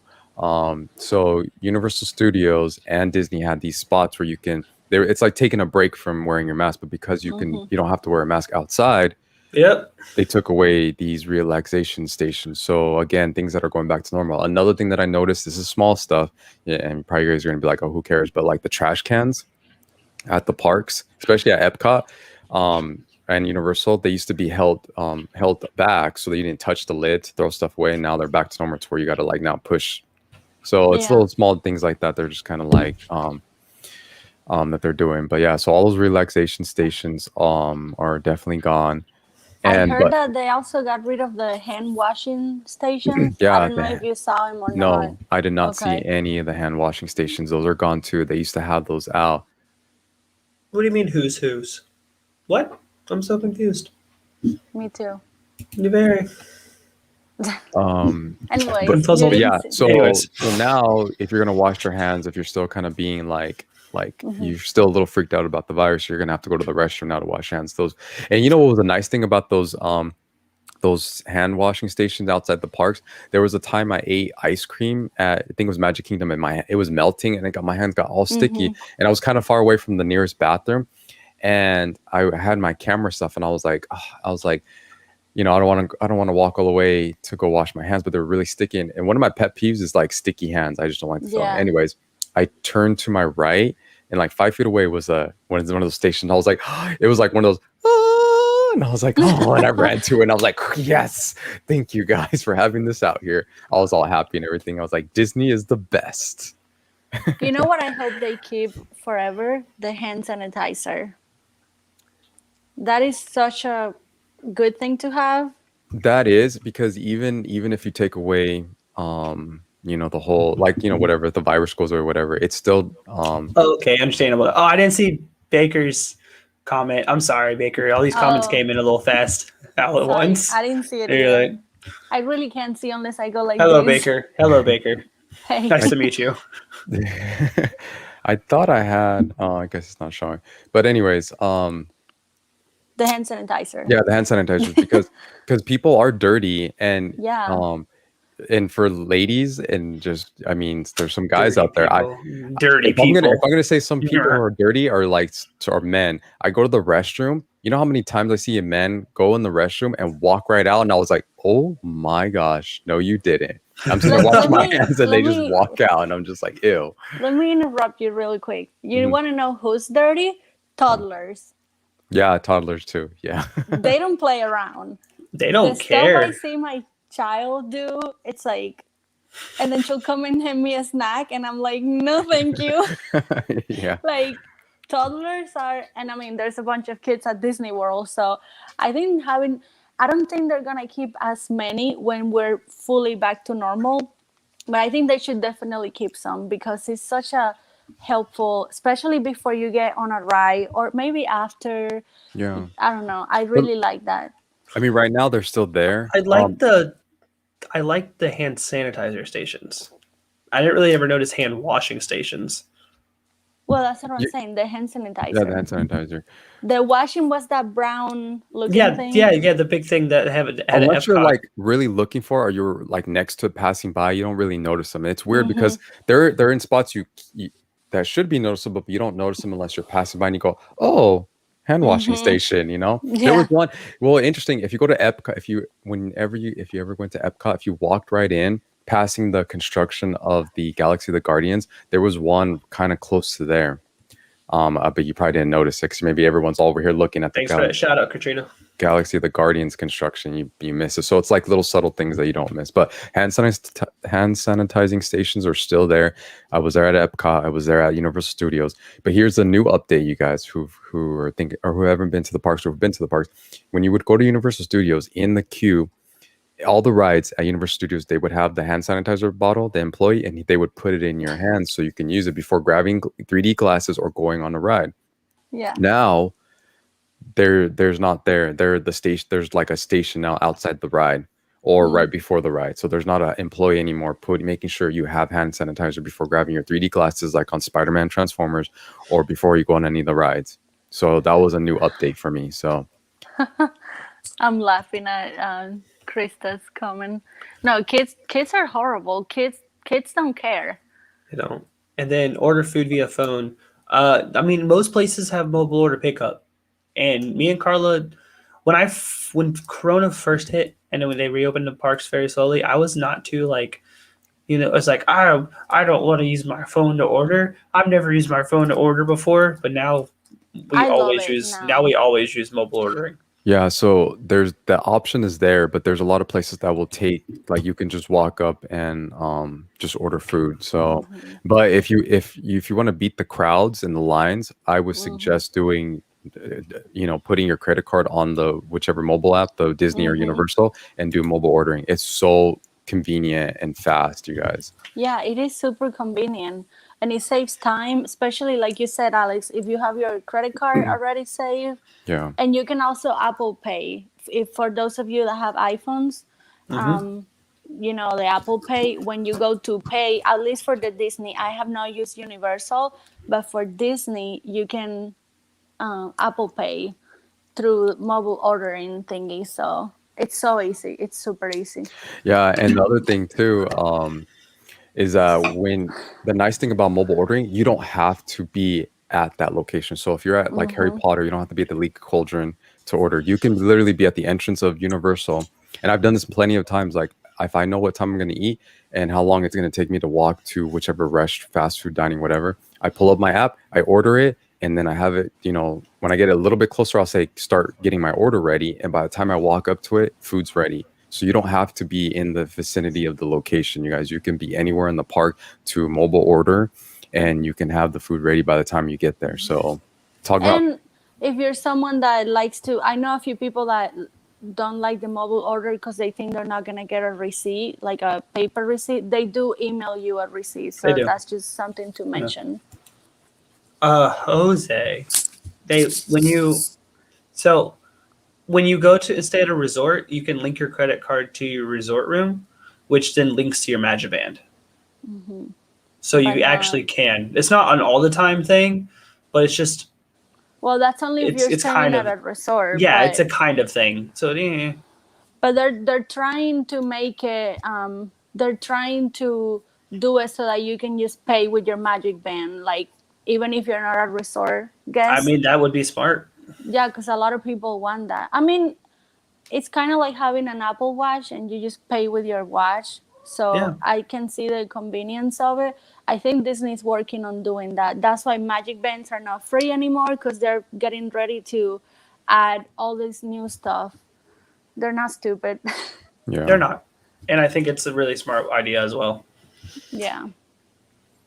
And talking about Magic Bands, for those who didn't know, if you go to Disney World, and I'm guessing Disneyland is as well, they were doing testings on using the phone, the app on the phone, to be like in replacement of a Magic Band or your little ticket card.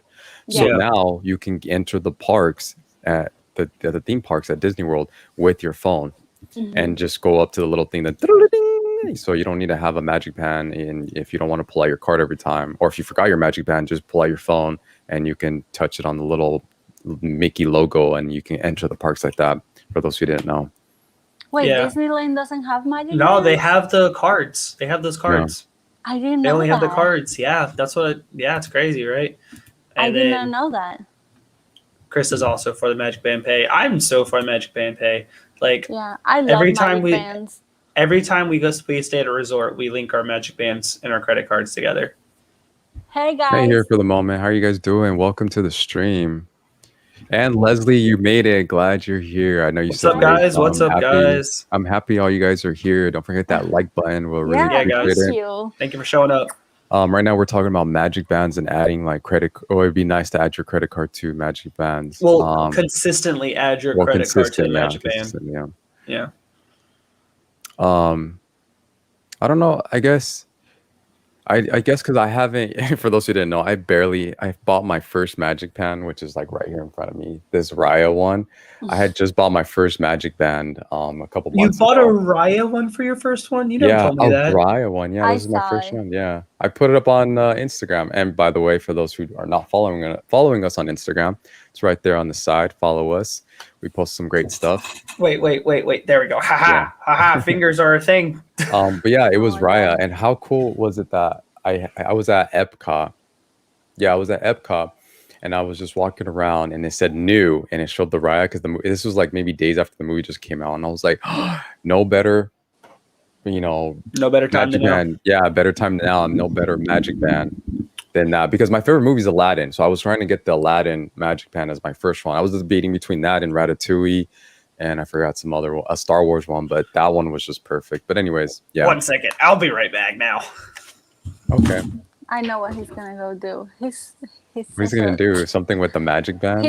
he's gonna show you his magic, his personalized or his whatever. Oh, Not personalized, but with a character. You've seen gotcha. it. Fancy pants. Okay. I lost mine. I had a Little Mermaid one that I love. Oh, and They you don't lost sell it it? anymore. Yes. I don't know. I Oh. think I lost it on a Disney bus. And you know how Disney has that thing that you can report when something gets lost? Yeah. They never find it. They tell you that Dang. they work so hard to find it, but they don't. And then you lost it. I Oh. lost it. So, ugh. I was gonna be funny and say, did you lose it on the VelociCoaster? Fly off.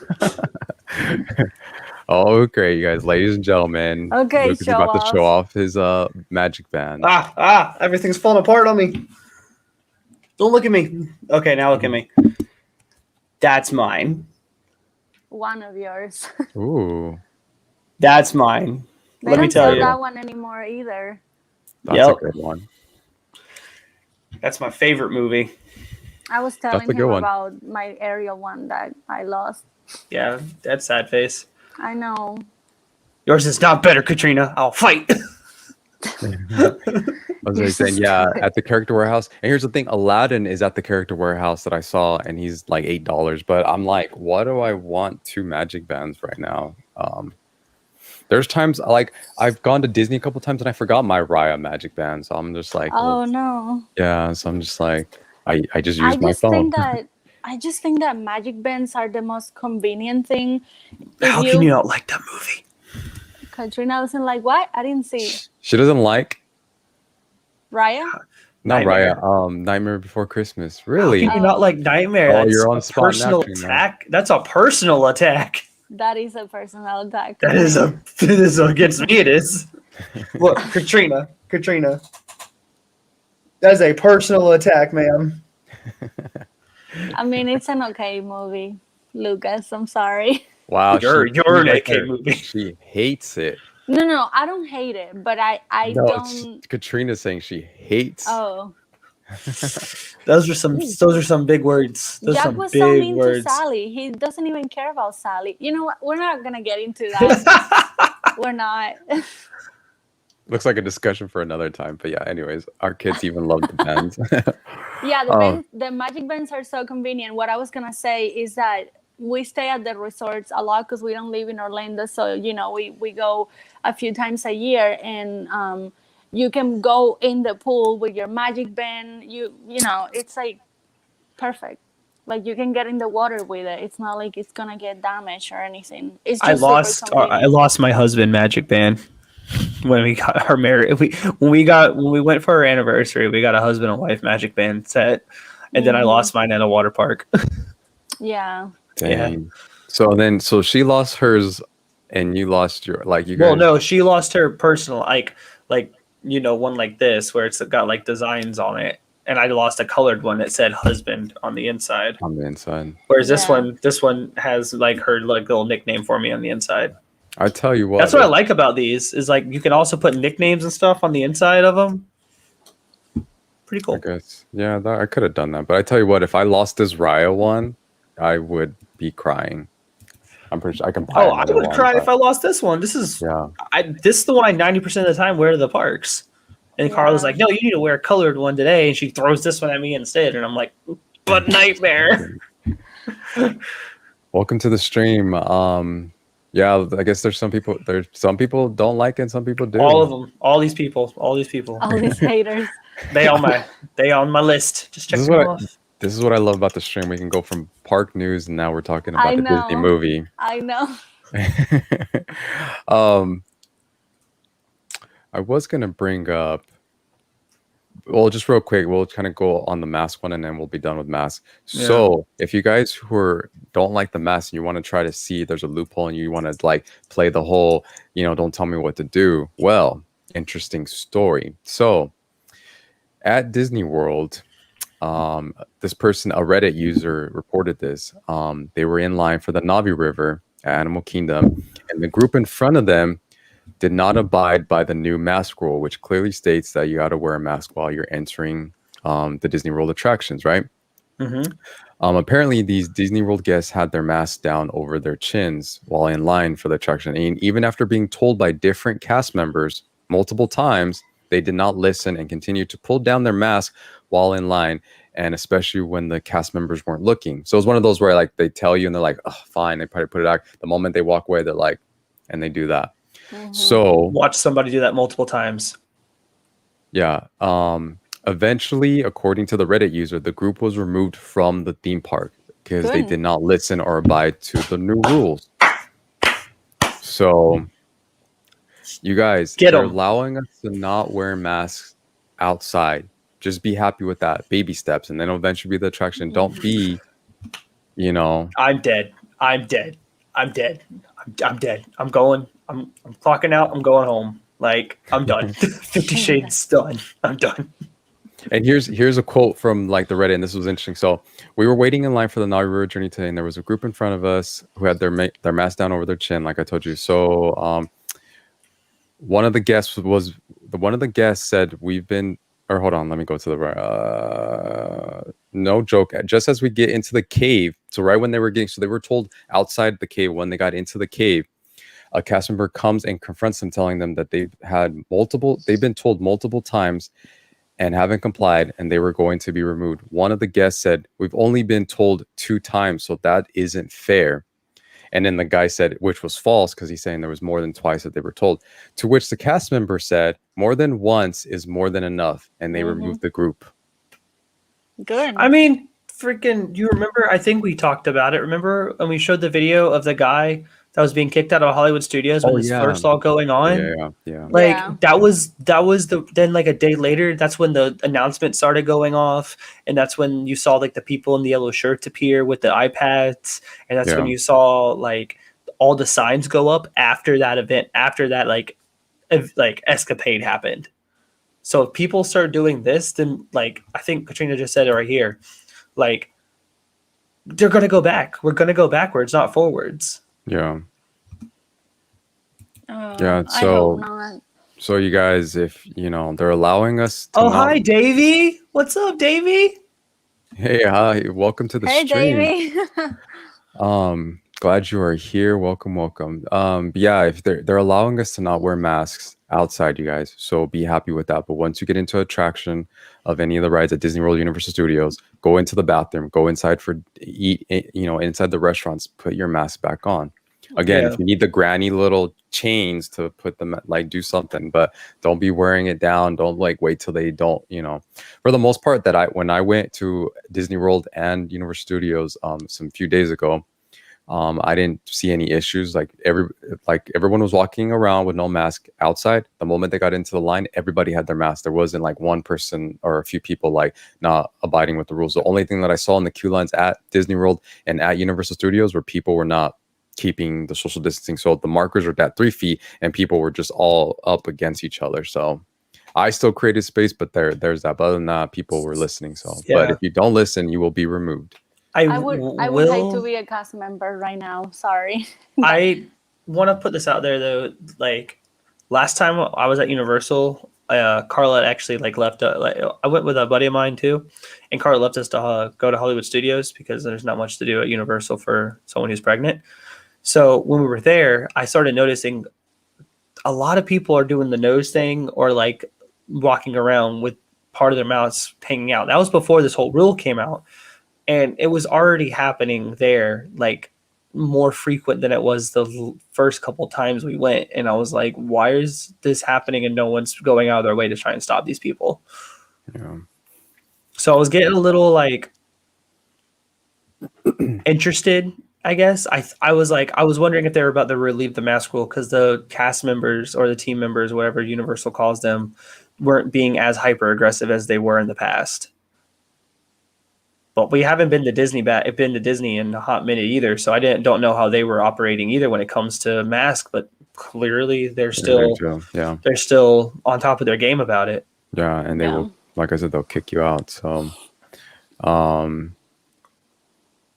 but yeah, for those who are coming into the stream, we're just talking about theme park updates, all the mask rules, everything. If you haven't hit that like button, please do. It'll help out our channel, you guys, and I appreciate each and every one of you.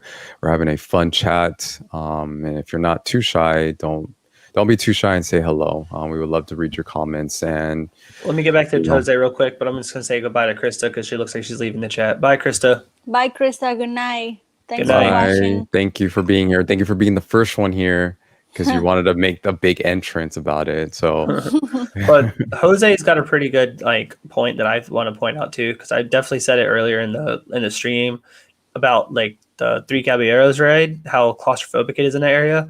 I also another ride that they put plexiglass on that I rode before we stopped going this past couple months because of pregnancy was the Happily Ever After Frozen ride or Frozen Ever After, out of nowhere.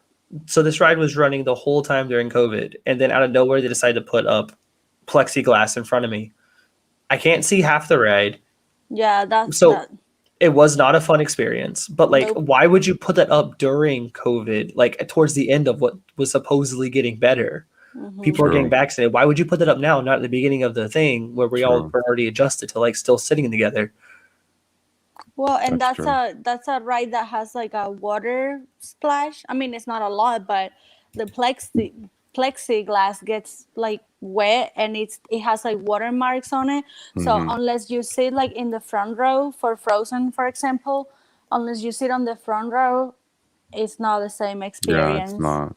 Whoa, Davey. Yeah, it's like I was telling everyone in the stream, I went to Disney World and Epcot and Universal Studios, and the 3 feet markers is going back to normal because people were literally right behind me, breathing down my neck, and it was just annoying. And it was I just wish that was, if there was one thing I wish they would keep, maybe not 6 feet, but just some kind of space in between. Yeah, that would be nice. Because I understand the 6 feet is a little too much and it makes the lines longer. But if it can do maybe 4 feet or something about 3 feet, and make sure there's actually 3 or 4 feet between people, because it was so annoying to be at Epcot and at Universal Studios, especially I was at the Forbidden Journey, and these ladies were literally if I just went just a little bit like this, you guys, I would be bumping into her chest area. She was that close. That's how it was too when I did Forbidden. That's so funny. That's the last trip we went to Universal was on Forbidden Journey, and these people would not stay off of me and my buddy. They were in front of us and behind us. The people would stop more than 6 feet away, and they would just stand. And then the other people behind us would crash into us, and I'm no one cares about this. Yeah. Talking about how crowded it is, I will show you guys. Let me show you guys so talking about masks, you can see, you see she has a mask on. And if you look around, there's, I said, there's people with masks on, there's people with not, but it is definitely crowded, more crowded than usual. And this area is not even what it looks like over there by the Jurassic Park and Hogsmeade. It gets really bad. But as you can see, I said, the new rule, you could walk around with no mask. You can see a lot of people, they're not wearing masks. There's some people wearing, so but just kind of giving you an idea of what it, how it is. Oh, here's another update.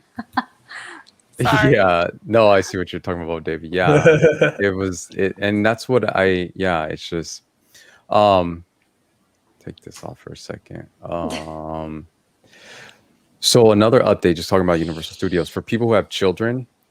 And for you guys, this will be good for Havana, because I'm pretty sure she loves water. They opened back the Five-Foot area, so the water's turned back on, and all the little kids are back over there playing. Oh. So they turned that back on. They opened up that whole play area.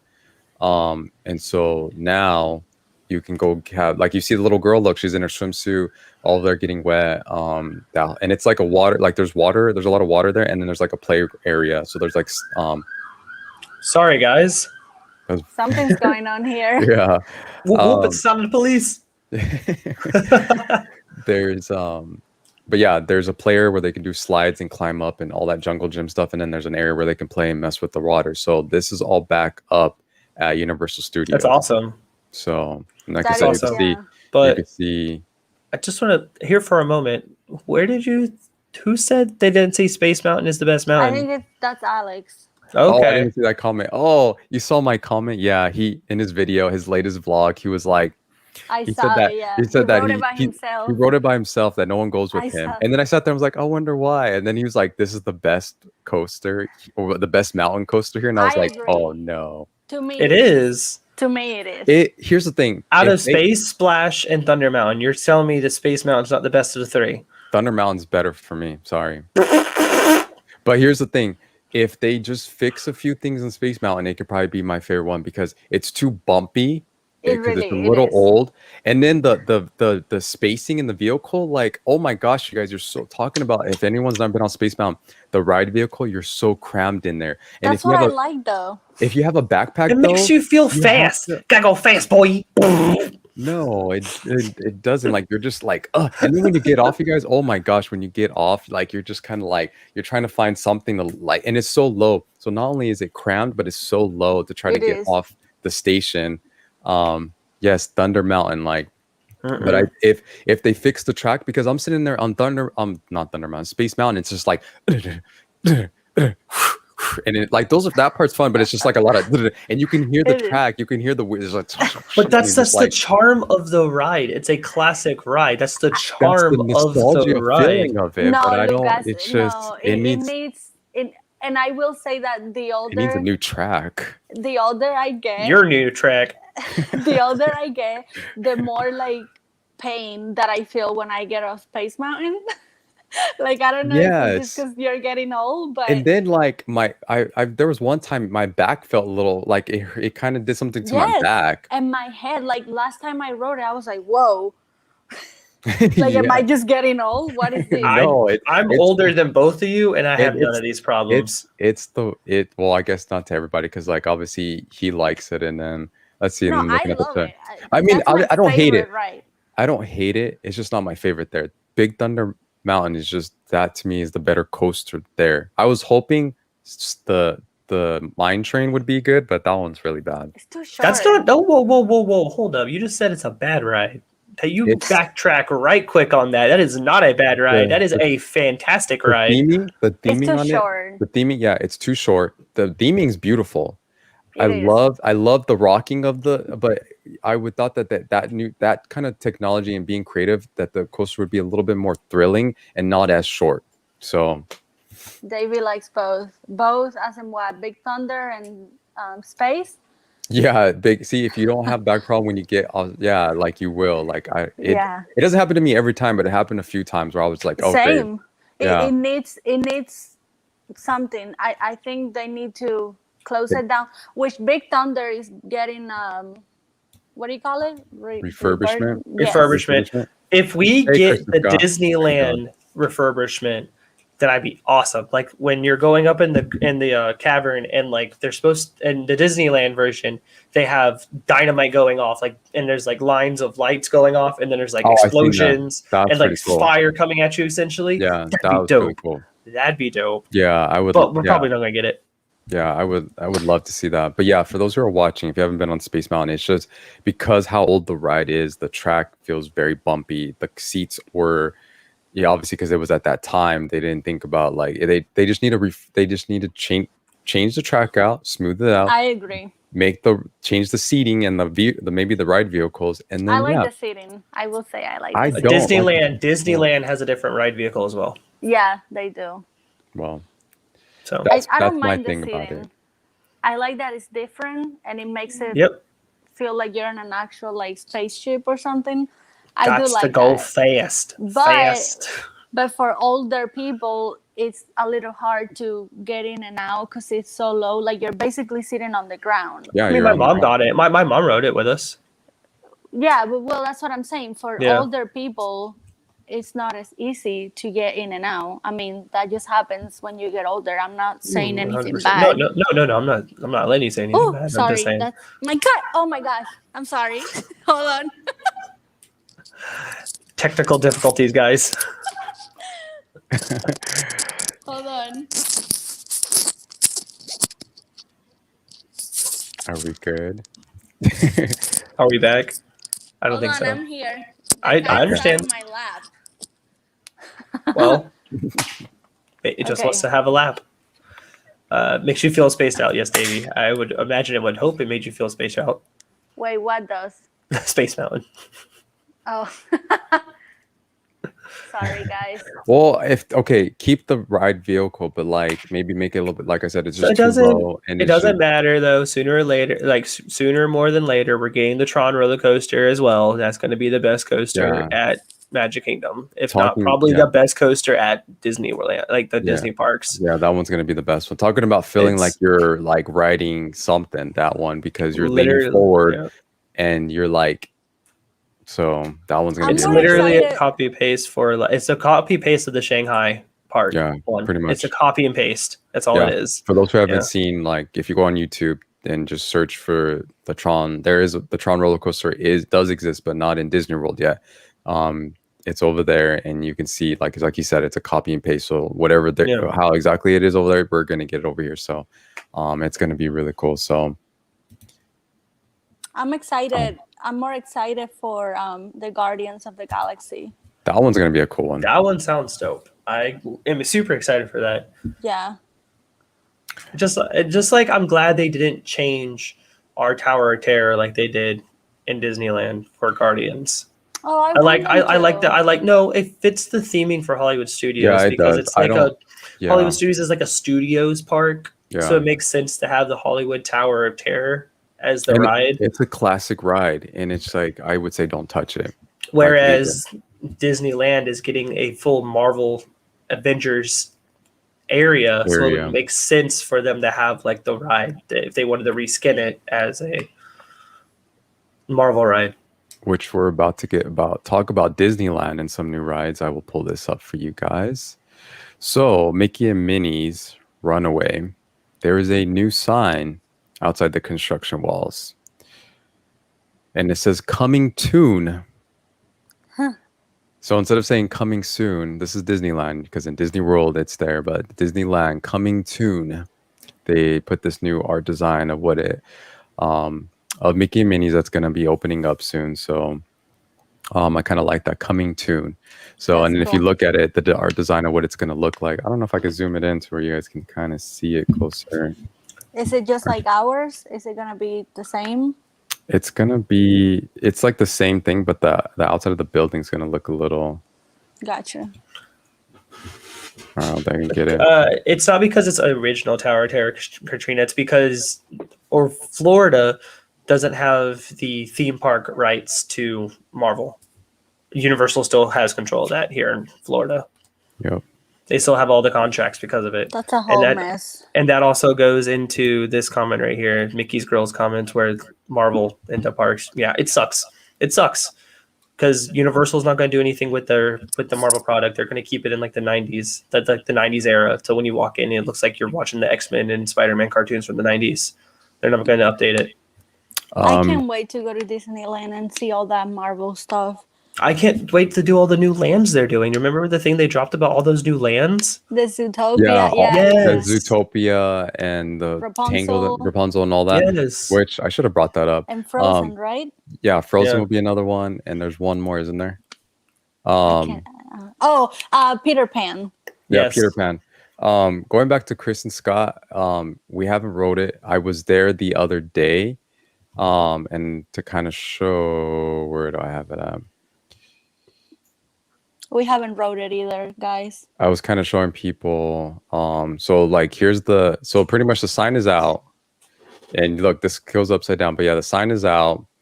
You walk into like the area, like right kind of close to the entrance. You see the roller coaster, and I love the design how they have it around the walk path, so you can pretty much see the roller coaster right in front of you, not kind of like see from a distance. Like it's right there in front of your face in the walk path. And the best one is right here when you get right in front of the entrance. You see the people getting shot up 70 miles per hour to come down, and then they get flipped upside down. I love that walk path. There's a very fast transition for a coaster ride. Yeah. Like very fluid looking. Like it looks so good because it makes me think of Mako. I was just gonna say that before I leave Yeah. because I do have to go soon. But I don't know if any of you, Alex, I know you haven't been to SeaWorld. I don't know. I know Davey has because I've seen his SeaWorld vlogs. But SeaWorld here in Orlando has roller coaster, their newest roller coaster called Mako. Well, no, their newest one's going to be Icebreaker. Well, it hasn't opened. So right now, Mako is the new one. But anyways, Mako, the idea for VelociCoaster, to me, it's a lot like Mako's. It is. And Alex, if you ever go to SeaWorld and you see that coaster, you'll agree because the whole idea, the upside down, like they have that too. They have it. Yeah, like you walk and you see the coaster right there. Like it's very, very similar, like scary similar. I want to say right now in this stream that we should do a SeaWorld day together, like all three of us. Yeah. I really do. Because SeaWorld is like, as much as gripe as I've had for SeaWorld during COVID, I really like the rides at SeaWorld. Yeah, they got the rides are really fun. Are really good. Their festivals are so freaking good. Yeah, and I saw you guys do a video on the festival, which maybe one day we can all go. And Jessica, yes, it is bumpy. Here for a moment, they're saying need to fly out there and we could all ride it together. Yeah. We should. I'm down. Yeah, we need to meet you guys one day. That'd be awesome. I know That'd be really were awesome. Just here. Yeah. Pretty fast to me. Yeah, Cheetah Hut over at Busch Gardens. Yes, I love that ride. That was such a good one. So we went to Busch Gardens together when we first got together, right? And then I went when I was really, really young, so I couldn't remember much of it. But when we went, I can't tell you how much fun we had at that park. Like we kept talking about it for weeks afterwards. Like all those rides are so freaking good. Yeah. Speaking of SeaWorld, really quick before I go. Okay, last thing. SeaWorld has a summer. Lucas is the electric ocean. Mm-hmm. It's like what would you call that? Like a show type of thing that it's like a parade fireworks. Show. Yes. It's coming back this summer. So that's making me think that Disney's gonna have to fireworks. Yeah. Fireworks are coming back, baby. I think they'll definitely be back for the 50th anniversary. Yeah, they will be. They have to be. If not, they're going to do something wrong. Yeah. Do you think? I feel like they might do something for 4th of July because Universal's going to have fireworks. Well, Universal already has fireworks. Yeah, they already have fireworks, but I know they're going to do something big for 4th of July. Well, Disney is very, very particular, and they've been following CDC guidelines to the T. So the moment CDC says it's okay to do something, then they're going to bring it back. You know what I'm saying? Well, CDC already said you can be outside, basically. So, but they're still implementing like the 3-foot distance rule, and you can't do that. You can't do that if you're all gathered up for fireworks. Well, I mean, SeaWorld is gonna do it, but I know SeaWorld is different. But I did wanted to mention that, and I had one more thing to mention. It's not Disney or Universal, but Discovery Cove. It's like. What would you call Discovery Cove? It's like a zoo. It's like it's like a water park. It's like a water entertainment park. There we go. Yeah, that's a good way to put it. Anyways, they have a really good deal right now for Florida residents. They have 20% off, and if you like to drink alcohol, they have a drink package that it's basically like unlimited drinks. It's normally $40, but right now, if you're a Florida resident, it's free. So I wanted to add this to this video. I know we mostly do Universal and Disney, but I did wanted to say that too, just in case, it's not a bad deal. Yeah, Discovery Cove is very expensive. Yeah, it is. Yeah. Super expensive. Moving out, I think the thing that took us away from SeaWorld, honey, is the whole COVID nonsense and how they treated it and how I was very turned off by it. So I think once we move into a normal or like more of a normalcy state, I think we might actually go involve ourselves back in SeaWorld stuff. Because I really did like the Christmas celebration. It's really, really cute for kids. Same with their Halloween celebration, Spooktacular. Like that's also something really good for kids. I mean, like granted, like some of our viewers are very like scary oriented, so they're going to be doing the Halloween Horror Nights, and the other people are more Some people Yeah. have kids. So, but for us, the kid stuff makes more, the family friendly stuff makes more sense. Oh, I like SeaWorld. And I know a lot Yeah. of people don't like SeaWorld because of the whole animals. And I don't want to get into that. I know a lot of people hate on SeaWorld for that Yeah. reason. Sorry, guys, I'm getting ready to go to bed. But anyways, we like SeaWorld and our daughter loves it. She So, did. Yeah. Yeah. But anyways, yeah, guys, I do have to go. So thank you all for joining. I will keep watching for a little bit from my phone. My phone, I have to plug it in. I have 6%. That's why I have to leave. So All right. good night, Well, everybody. good to have you back. Yeah, good to see you. All right. Bye, Bye. guys. Good night. All right. And there were two. Right. So answering this question, I've heard people say the front and I've heard some people say the back. I think on a roller coaster, the middle, maybe if you want to feel more the smoothness of the roller coaster, you could do the middle. I say back. I want the back. I know I'm not really like a first time front person. Like I want to sit in the back so I can see like everything happening, you know? Whereas like the front's more like, it happens, and then you're like still going. You're Whereas right. the back is like that build up. It's like, oh God. It is. Oh Yeah. God. Oh God. It's coming. Yeah. Yeah. If you're for the first time, I would say if you want to experience, like, it would probably be the back. I would say the back because like Lucas is saying, you experience everything at the, like, you're the last of seeing everything. So you kind of just see everything kind of unfold and go, and you're just like, and also before the first launch, for those who didn't know, when the first launch happens, there's raptors, kind of coming around, and then that's how you escape out.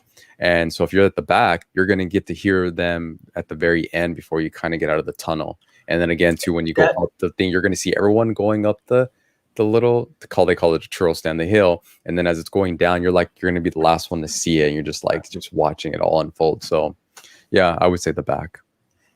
Yeah, like the thing that really excites me about this VelociCoaster is I want to see is like I said earlier, like it's the queue line and the animatronics that are in the queue line, and like all like the stuff that I know Universal's going to bring to their theme, for their queue themes. Yeah. Like that's what they really excel at to me, is like their queue themes. There's some terrible rides at Universal, but their queue themes are amazing. Like Fast and the Furious, amazing queue to me. Yeah. Amazing. Carla's still in the back there. King Kong, Reign of Kong. Yeah. That queue is top, like some of my top favorite queues that are at an Orlando-based theme park, but that ride is trash. Yeah.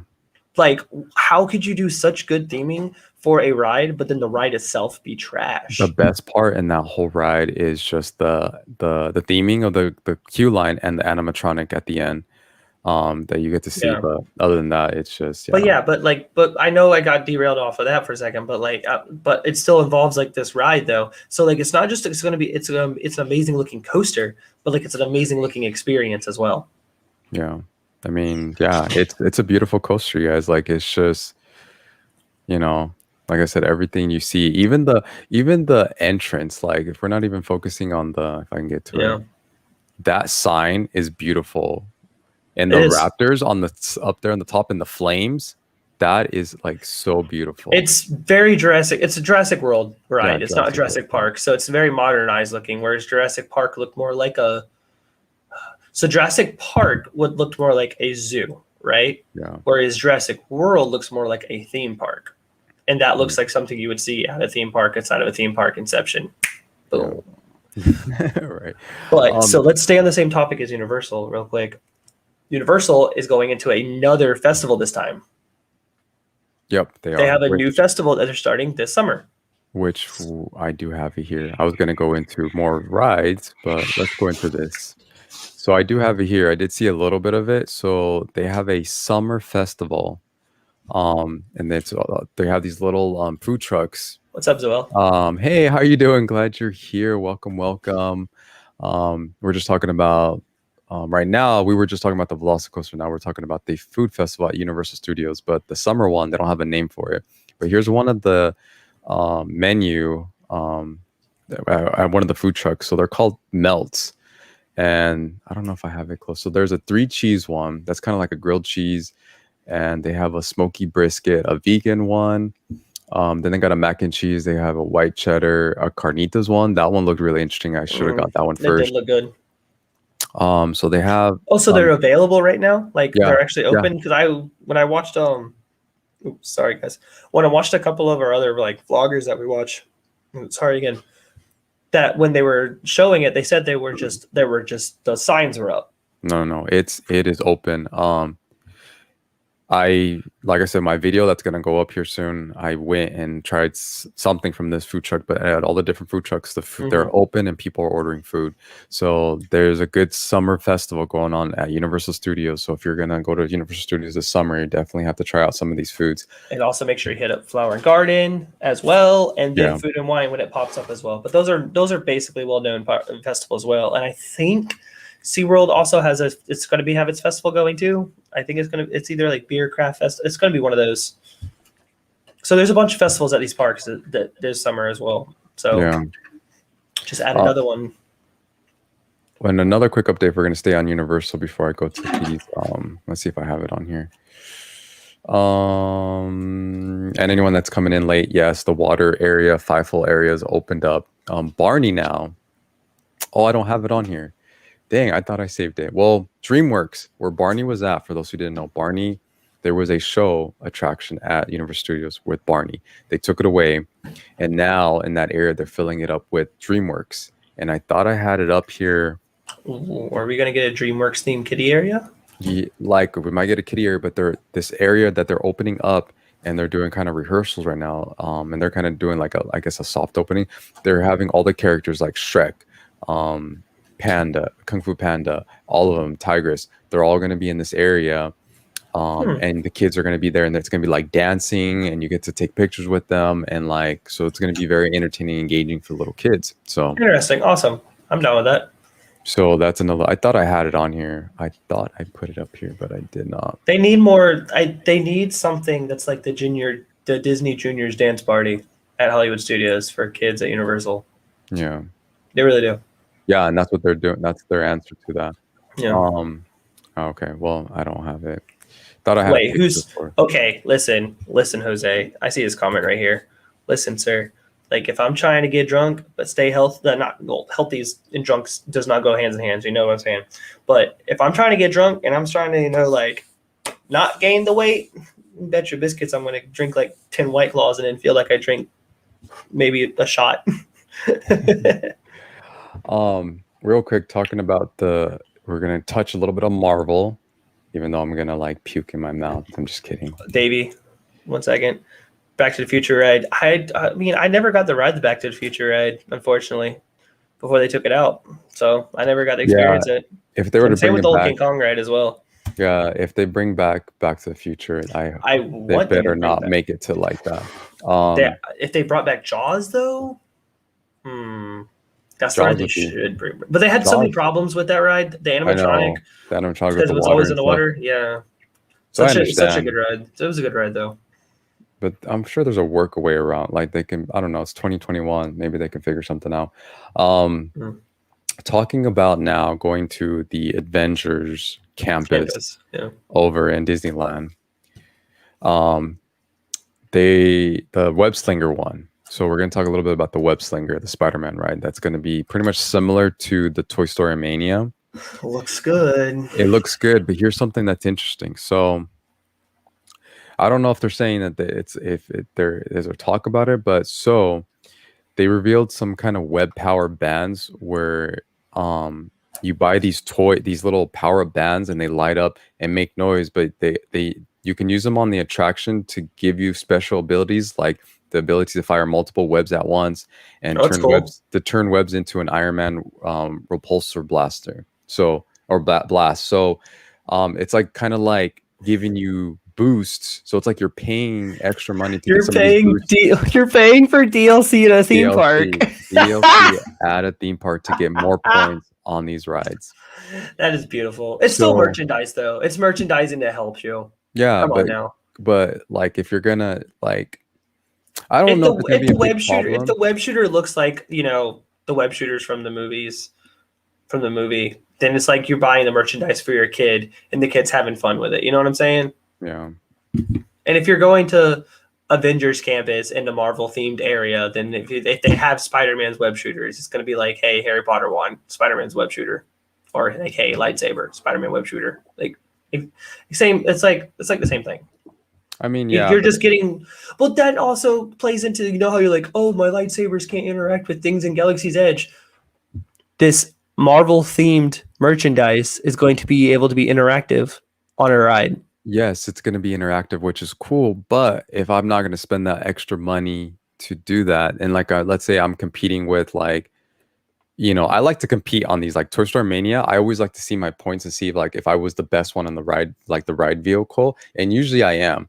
I try to beat the point that whoever was the best points of the day. I kind of get close, but the ones in the months, those are hard. Those people are like in the 600,000 range. I can't get that. Maybe one day. But anyways, can you imagine if I'm like, I don't know, I'm kind of competitive and I would love to like, it wouldn't be fair because if those people who are scoring those high points, they're gonna go get the upgrades. And yeah, you can. It's fair to say, why don't you just go buy the little, you know, upgrades, the DLC to get those high points? But what if I don't want to spend that extra money? So I don't know. I feel like they shouldn't have added that to the ride, and they should just keep it like Toy Story Mania, like a Men in Black Universe Studios, or like the Buzz Lightyear. Given there's little cheats in the Buzz Lightyear one where you can max out and be, you know.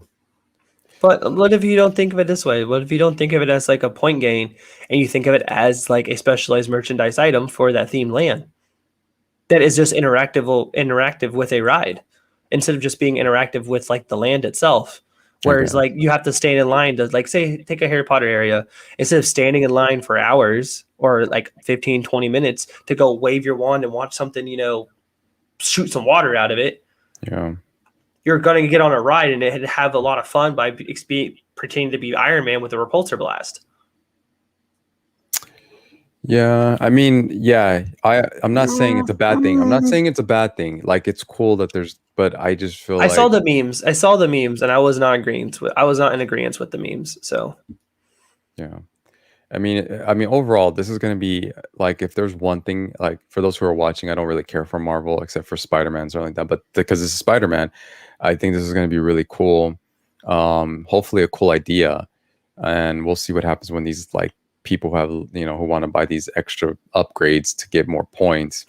But I mean, it is a unique land that they're opening up. It's going to be interesting, and it opens up for those who are watching June 4th. Is the planned day that they're going to open up. That's really close.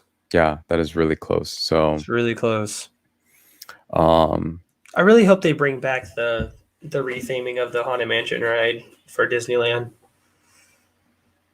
during the holidays, like the haunted or the Haunted Nightmare or whatever it was called. Yeah, I agree. That was the whole purpose. So like that, we were planning on doing a Disneyland trip during Corona, or before we knew it was Corona that year, 2020. We had a Disneyland trip getting ready to be planned. You know, go to California, do the whole kit and caboodle, and we were going to go specifically so I could see the Nightmare Before Christmas reskin of Haunted Mansion, because Haunted Mansion is my favorite ride, and Nightmare Before Christmas is my favorite movie. So you're gonna combine the two things together and boom, magic. But I really hope they don't get rid of it. That was such a like unique thing to see. I hope they don't get rid of it. I hope. Yeah, I don't think they would, but I agree. Hold on, I'm trying to get this. So are we missing anything that's like the recent news? I don't think so. Is there something we're missing? No. I think we got everything covered. The other thing, for those who live closer to Disneyland, parks extended their hours by 2 hours. So annual passes are kind of coming back too. Yeah, for Disney World, not Disneyland. Disneyland got rid of theirs.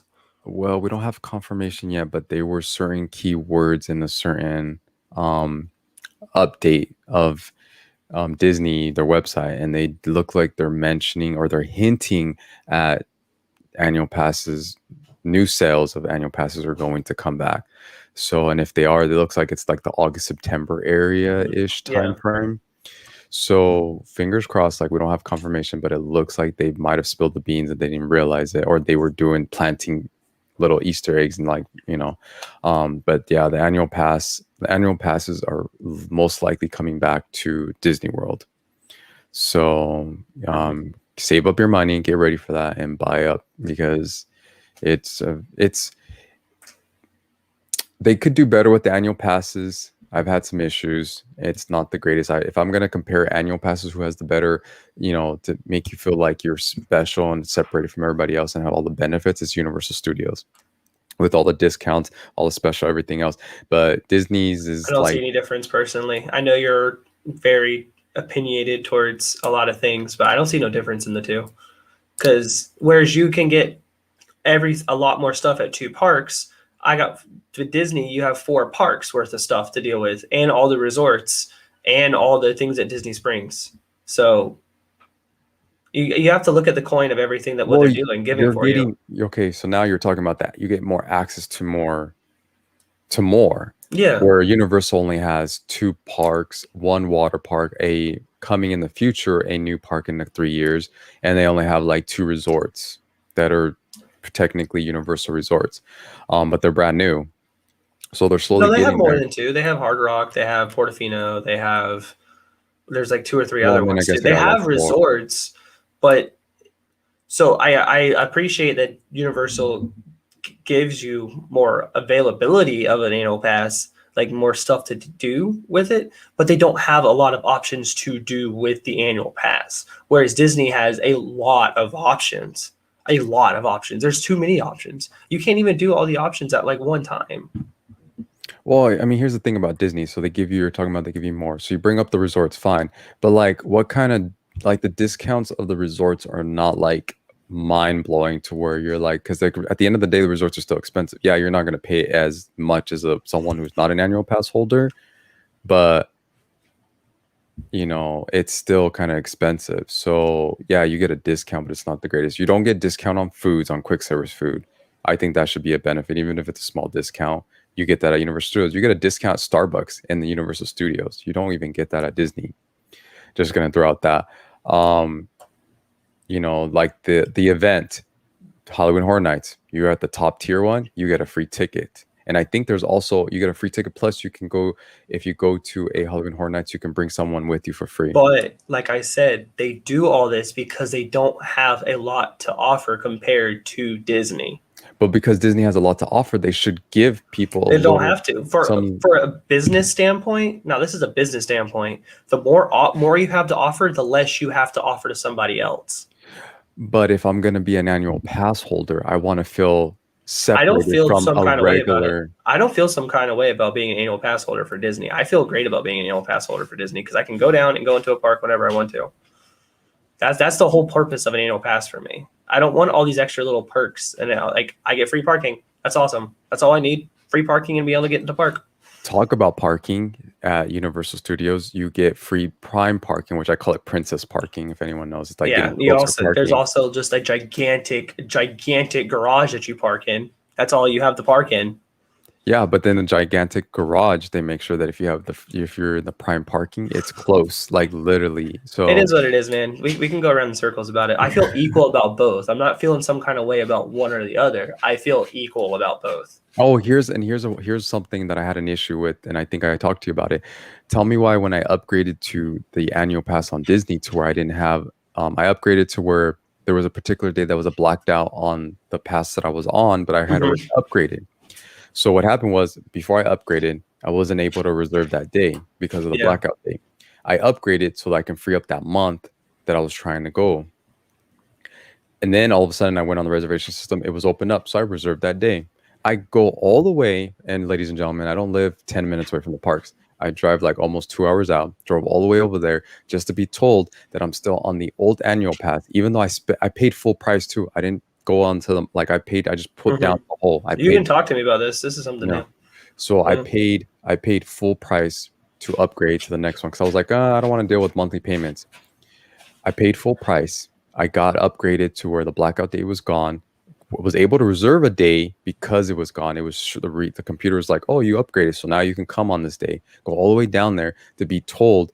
First, when I got to the ticket or to the entrance, the person was like, "Oh, you got to go to customer service because we see that you upgraded, but your ticket is still saying you're on the old one." I go to the guest services, and the gentleman's like, "Sorry, but your upgrade, because they can't change the date of your upgrade. You have to wait, sir. Even though you paid full price, you have to wait on this particular day, which was 2 weeks out, for my upgrade to kick in." Bye, Anna. Have a good night. Thank you for joining. It's just that might just be a Your- systems thing. I don't know how that works. And then I asked, because they're supposed to be, they shouldn't take no for an answer. The guy there didn't do anything for me. I'm like, so you're telling me that I paid full price for an annual pass to come on this day, that the computer told me I can come on this day. I wasn't able to book it before. Now I'm able to book it. And you guys can't do, like, let me come in, like, do something. Where's the Disney magic? Where's the helping out, the great customer service? All he could tell me was like, sir, I'm sorry, but you're going to have to wait 2 weeks. There's nothing that we can change. The computer does show that you paid full price. But so I'm like, oh, so what was the point of, you guys send me an email to upgrade early? Good night, Anna. You guys send me an email to upgrade early. Then I upgrade early and you can't let me into the park, which the system showed that I was able to I can go on that day because the blackout was gone. So what would have happened was I would have had to drive, and I told him, I'm like, hey, I drove 2 hours out from here. So you're telling me I planned this day to come here and you're pretty much telling me I would have to go back home. And he's like, yes, sir. Unfortunately, yes. And I asked for a manager and he's like, well, I can't send you to a manager, but I left notes here if you want to call customer service and talk to a manager there. And I was like, are you kidding me? This is at Disney and me being an annual pass holder. So that was another thing too, where I was just like, It might be a systems thing that the payment didn't go through. You don't know what happens with the payment. No, he said the payment went through. He's like, I see you upgraded. He said you are now upgraded to this pass, but we can't change the date on it. And he said that he's nothing he can do. He's like, if you want to come to the park, you're gonna have to pay full price for a ticket. And I was like, so I'm like, what if I pay full price for a ticket? Can you adjust, like give me money, maybe not give me money back, but like something? He's like, sorry, sir, you're gonna have to pay the $100 something. If you want to do park hopping, it's almost $200. So I was like, you see on the system, it's paid full price. And I have to pay for a ticket now to get into the park today? He's like, yes, unless you want to wait 2 weeks when your quote unquote your new date of your new pass starts. Even though he said the system says you're on the new one, but he said there's nothing I can't change the date on it. And I'm like, so then if it says I'm like, if it's blacked out for you because you got the pass, right? But if it says 2 weeks in advance for it to be active, basically, then it was 2 weeks in advance for you to be active then. No, but here's the thing. The system didn't allow me to do that. And all of a sudden it's saying, and then I get the email saying, oh, welcome to the new whatever, to where I thought that it changes the date. So if you're going to upgrade, and you're going to upgrade so giving people advice, if you have an annual pass and you're trying to upgrade to a higher, to not have blackout dates or whatever, you don't go to the park that day, because the system, even though the system says you're in that new tier, you can go on the park that day. Disney will stop you, send you to customer service to only tell you that you have to pay a full price ticket. I was very upset because I'm hearing about customer service. He wouldn't let me talk to a manager. He said he left notes. He said I can call a number and talk to them. And I'm not saying I'm supposed to be treated like royalty as an annual pass holder, but I paid full price. I didn't get on the monthly plan. I paid full price. And here, let me throw this out there. If I'm going to play like not being royalty, but I paid full price for the top tier annual pass. To be treated like that, to tell me I have to pay full price ticket and pay more for park hopping, and he said I've never experienced anything that you're experiencing in a bad way, man. That's all I can tell you. Yeah. Like I've just had nothing but like the most utmost respect for Disney, like customer service. So. Yeah, and that's what I'm hearing. They say Disney doesn't say no, they will work or whatever. Did I call the number? No. Why, when I'm asking you for your manager to try to see if I can find anything, he's like, I can't help you, but I can give you a number, and I left notes. Maybe it was just the one I was dealing with that day, but where's the Disney magic where they don't tell you no and they try to make that experience great, and they didn't. And I paid you guys because I was trying to meet up. I don't know if they're still in here, Chris and Scott, and that was the only time they were there. Yeah. Other than that, I probably would have drove back home upset, but I had to meet them, because other than that, they weren't going to come back till October. So I had to pull out, and I had to do park hopping because we were park hopping. Paid over $200 that I'm not going to get adjusted to my anything. I mean, you could call the customer. Why didn't you go call customer service again and try again? Like he said, you could talk to a manager. So why, if you're so like feeling some Well, kind of way about it, why didn't you go call customer service he again? said you could talk to a manager, but he's like, he's not gonna help you. You don't That's know what he that said too. as a So I manager. was just like, He could, like you just said, it could have been a bad experience of a guest services. But if you're feeling some kind of way about it, call guest services. I mean, I it's have an example of like family members have gotten like their normal what do you call it, discounts, because they could pull up their registry and be like, hey, you could take a trip here every year for like a certain amount of time, but this happened to not have the discount this year because we decided to change it. So they gave them the discount. You just have to call customer service if you're feeling some kind of way about it. And then you can also complain about the guest person that you had. You know what I'm saying? Exactly. Yeah, but it shouldn't. But him being guest service already at the parks, I shouldn't have, like, you know what? I'm just saying he should have fixed it right then and there. I'm just saying. I don't know. I feel for your situation, but at the same time, just like getting angry at one person over getting angry at the company is a different thing.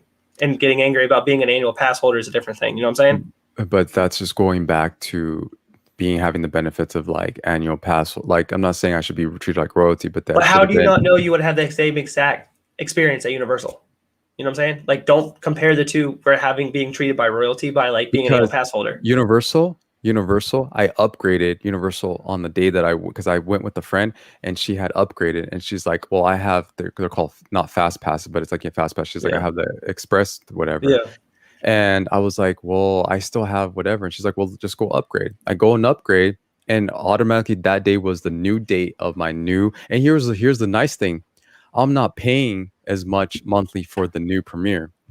So, ladies and gentlemen that are watching, I went to Universal. So, if we're going to compare, went to Universal. I was on the preferred plan. The Premiere is the top one.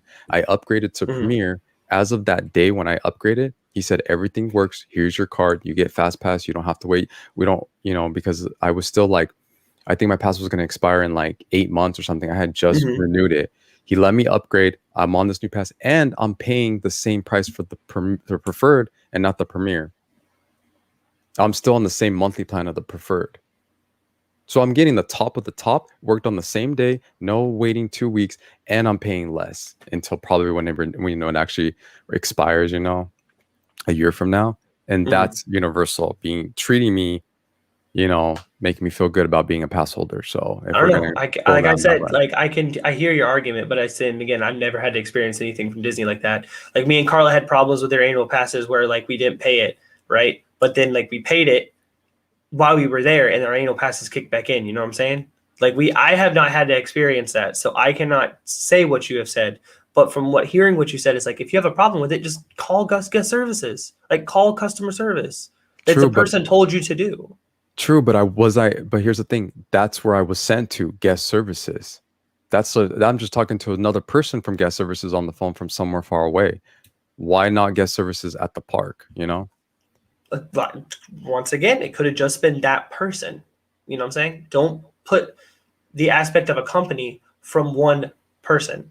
It's like if I go to a restaurant, I'm not gonna think because that's a crappy waiter or waitress that it's a bad company. Maybe that person just had a bad day and something happened. But I'm not gonna put the company itself or what the company provides for me because of one person. And that's fair, but here's the thing. If you're gonna represent Disney in customer service, you probably had a good resume to be customer service in Disney. So this guy, even if he had a bad day, he is customer service. I was having a problem, and his answer was, I took notes. You can call. So that's my thing right there, is that I went to guest services, and me calling is just talking to someone else from guest services from somewhere else on a computer. Now I'm not getting that personal, face to window, kind of conversation. Now I'm having a conversation on the phone from someone in a different state or maybe in the same state, but like, could they have fixed it? I don't know. But I'm saying I was sent to guest services to fix an issue that he didn't want to fix. And all he could tell me was that I took notes. Even if he was having a bad day, he said he took notes and I can call. So I'm just like, but here I am at Universal. I upgrade to the top one. I'm still paying for the one before. And my upgrade started on that day. Exactly. And that's like this. I don't know if she's meaning it to say it the way I'm reading it, but that's the thing is like that person should have fixed it. Like that person, right? So don't put the grievances of that person on the company. You know what I'm saying? Like if you had that kind of problem, they told you to call call customer service. You don't know if it was going to be the exact same problem. If that person wanted to give you crap, then you should have took it farther that day then, even then. But no, you decide like you paid for the extra 200 ticket. There was also someone else in the comments that said like, hey, I would have demanded for a manager. If you were feeling some kind of way about it, you should have dealt with it then instead of saying, like, hey, this company's crap and doesn't treat me like royalty for not be giving me what I want right now. I understand that, like, you know, you're saying don't let it fall on one person, but that one person had to have a good resume to be in customer service to take care of problems like that and not tell me to talk to someone else in customer service. He's pretty much saying like, I'm not dealing with your problem. You could talk to someone else in the same department from somewhere far away, like, or wherever they're located. Well, no, that's what I'm saying. I was agreeing with someone else in the chat. I can't remember who said it now, but they said they wouldn't have left until you spoke to someone at the park that day. Like that wasn't a manager. No, yeah, and I get that. But you know what I'm saying? Like the people that you would have been like, I need to speak to a manager. And I get you're saying, and then you go to another person and be like, I need to speak to a manager. Like you sound very Karen like saying it, but if you were feeling some kind of way about it, that's what you should have done instead of paying the $200 ticket. But why should I have called when I was already dealing with? No, not called. Go to someone else. Is that what I'm saying? Another person at the window? Okay. So I should have went back in line or just said, hey, can I talk to this person because you're not helping me? Yeah.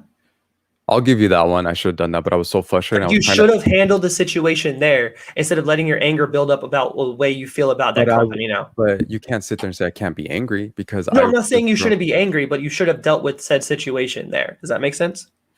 Yeah, I could have went to someone else, but knowing that I'm working with one person, I shouldn't sit there either have to call someone or go to someone else because at the end of the day, they all should work equally, and it doesn't matter if I'm talking to a John or a Sarah or wherever in the 3 windows or 4 windows or 10 windows, they should all be able to fix my problem. I shouldn't be able to be like, I'm going to choose this person because I think they do a better job than you. So. Anyways, I would have dealt with it here and there. That's all I'm saying. Like it would have been handled there. It would have been squashed there. Like it would have happened. But and so reading some of the comments, people are saying like it should have just been dealt there. I shouldn't, and I really believe I shouldn't have gone to someone else because that's what his job was. I shouldn't have gone because it was a lady and no one else. I shouldn't have gone to the lady next to him. And I agree, you shouldn't have to have done that. But in the long run, you wound up paying for something you shouldn't have paid for because you didn't continue to figure out why this wasn't working for you. If it was because of this person or if it was actually because of the company. If multiple people kept telling you the same thing, then you could be like, hey, no, screw this. Disney's not doing what it needs to be doing. But if it was that one person, you can't say that. Well, here's the thing. I paid because I was short on time because they are on a tight schedule. So I'm literally with my hands tied behind my back, like, okay, what do I do? Like, do I pay? Do I leave? I have to pay because I have to meet up with them. And I don't have time because the line was already long to go and talk to someone else. So I paid, met up with Chris and Scott because I was short on time, and we were short on the day because the parks, we ended up in Epcot's park, but Hollywood Studios doesn't stay open till 10 p.m. or whatever. So, and it was already dealing with that line and dealing with all that stuff. Like it was already approaching noon. After all that and said is done. That right there. I agree with that. Just get it waived out, refunded. Yeah, that's what I'm saying. You guys are all saying. At the end of the day, I'm gonna call, just thinking about it. But I'm just saying, at that moment, if we're gonna compare, and that's another thing. See, what says same company, different people representing the company. Now, if you called about the said person, and what if you remember their name? I don't know if you remember their name or not. But if you called and complained about that person, that means they would do something to the person or deal with that person if that was because of the person. Well. Yeah, I probably would be so upset and say you might have to either, maybe go to the extreme and say fire this person because this person didn't want to. If I was that one person, well, who else did he turn down on that particular day? So I'm saying you should. But I'm just saying, for anyone that's watching, if you are an annual pass holder or you become an annual pass holder, and you're going to upgrade, don't go to the park until your new, whatever that date is that your new upgrade is supposed to start, because you're going to have that same issue with me unless you call and whatever, do like maybe go to the extreme.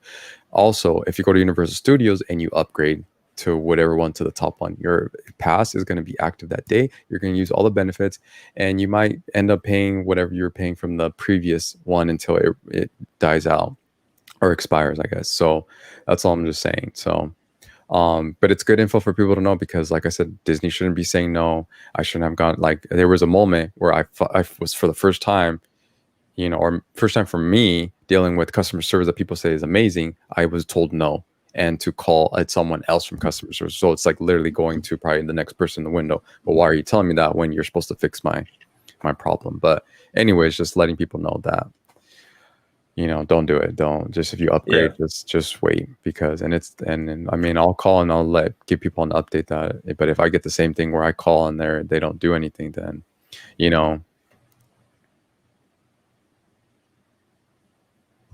Christina's saying they almost didn't let me into Disney. I almost cried with my experience. Brittany's saying, I feel like Disney's hit and miss with customer service. The park is magical, but the customers care where there are problems leaves a bit to be desired. So someone else who had, I guess, bad experience. So this great customer service that I've been hearing about, and this is only one incident. I haven't bumped into enough, but from just one incident, I'm not happy with customer service from Disney, and also as an annual pass holder. So I'm adding that to the list. Like you said, we all have different opinions of what, you have your opinion, what you feel. This is how I feel about being an annual pass holder, on top of now that, that big issue right there. But with some other benefits, like I said, like parking and discount on stuff and events and all that stuff. But other than that, that was the last news. Was kind of pretty much last news. I will bring this up, and then we will go, you guys. Food and Wine. Food and Wine Festival is the next event coming up. The one that's going on is Flower and Garden. I can't remember. I think it was like July 15, they said. Yeah. So July 15. It's our longest running one, isn't it? Yeah. It is. So July 15, going all the way till November, Food and Wine. So when that event does happen, so we're talking about summer, we're trying to get you ready for summer. If you're coming to Disney World, definitely, if you're coming in July, definitely try out July 15th, definitely try out the Food and Wine Festival. Understanding me right. But yeah, that one's my favorite festival of the Epcot, all the different festivals that they have. So celebration of the holidays still. Yeah, and you're the celebration holidays, and some people is Flower and Garden. I'm gonna say Flower and Garden is my second one that I've experienced. Hopefully we'll see if it's good for next year. But yeah, Food and Wine coming July 15 if you're planning. So here's the thing. Here's the great thing about coming to the parks this summer.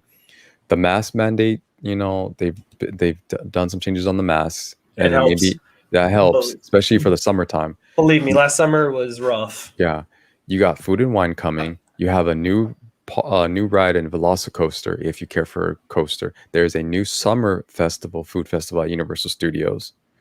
There's a lot of great things coming to the parks this summer, and also going into the fall. But we're just giving you guys updates of what's happening now. We're kind of getting closer to normalcy, and parks are getting busier.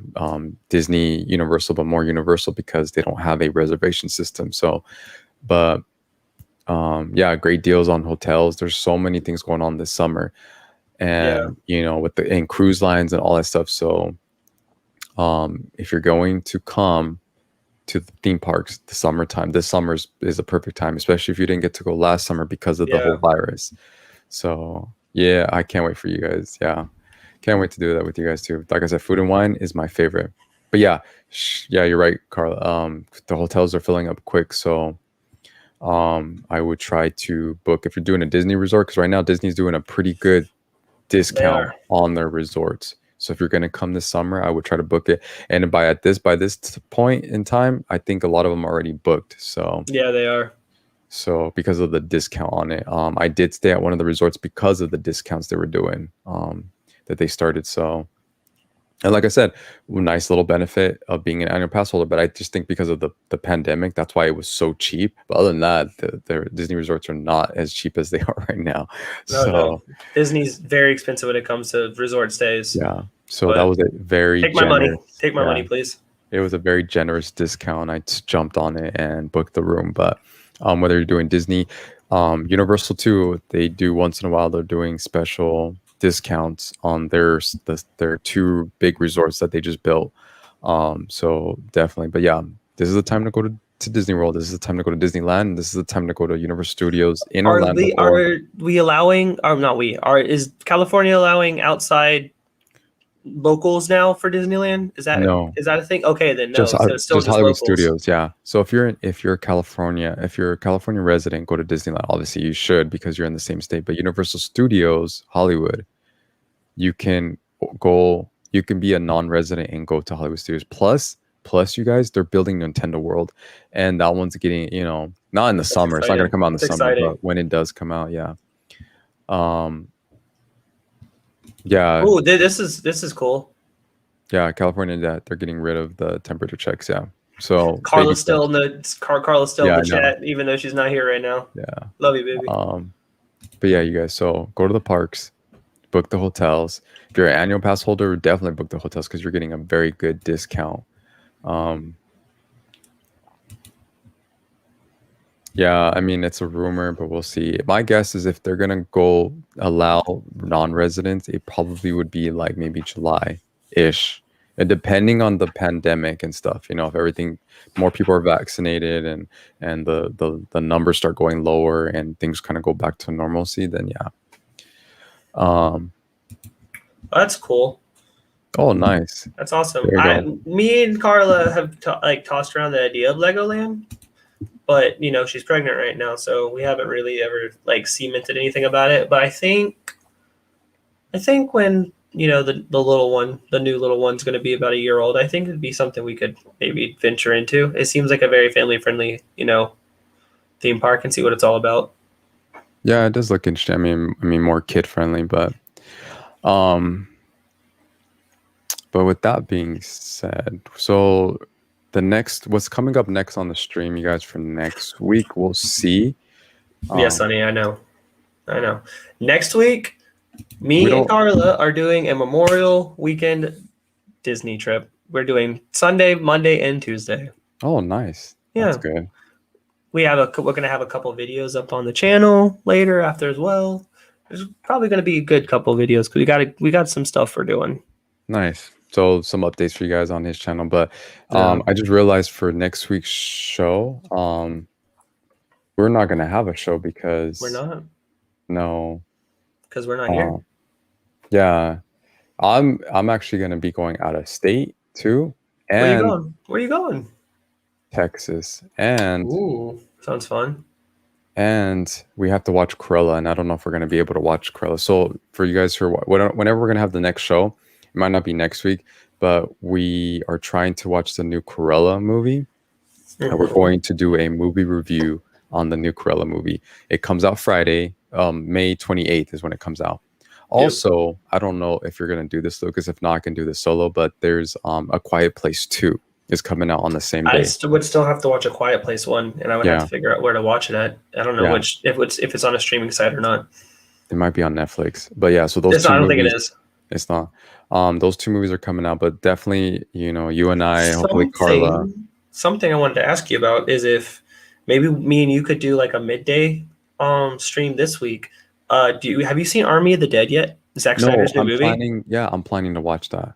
So why don't we plan for a midweek stream so we have something else to put on for this week, since we don't have one for Sunday, and just watch Army of the Dead and give a review. It's pretty hot right now, so why not?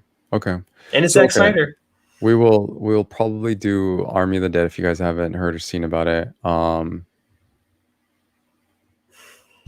Jesus. I'm trying to see what they're saying.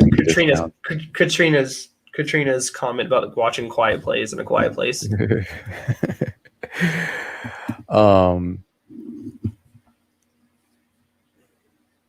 Carl. I know we want to watch it, honey. I just don't know where to find it at right now. If anybody in the comments knows what streaming site has it, because right now I have access to Netflix, Amazon, and HBO Max. So if it's on any three of those, let me know and I'll watch it. So Chris is saying it's so long, but she watched it last, and It's you watched it tonight. It's a Zack Snyder movie. What do you expect? The man wants to make like 5-hour-long movies. Granted, I love him. I'm not hating on him, but he wants to make 5-hour-long movies. That's on Amazon, right? Army of the Dead. No, it's on Netflix. Netflix. It's Netflix. Yeah, you're right. Netflix. So it's on Netflix. So that will be the next stream, you guys. We'll watch that. We'll try to do a midweek. Follow us on Instagram. It's kind of blocked right now, but follow us on Instagram. We will update you on our stories and let you know. It is not animated, honey, at all. It is a live action movie.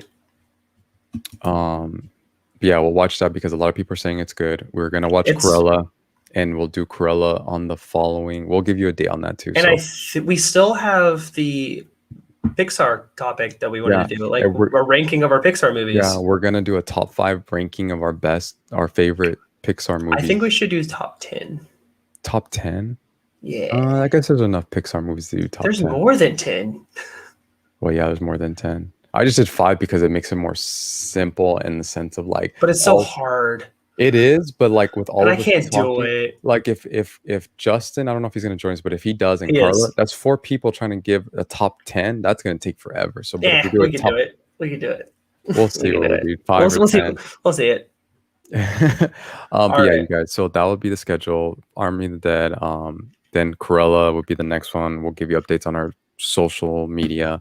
But this was fun stream. Thank you for everyone that came into the stream today.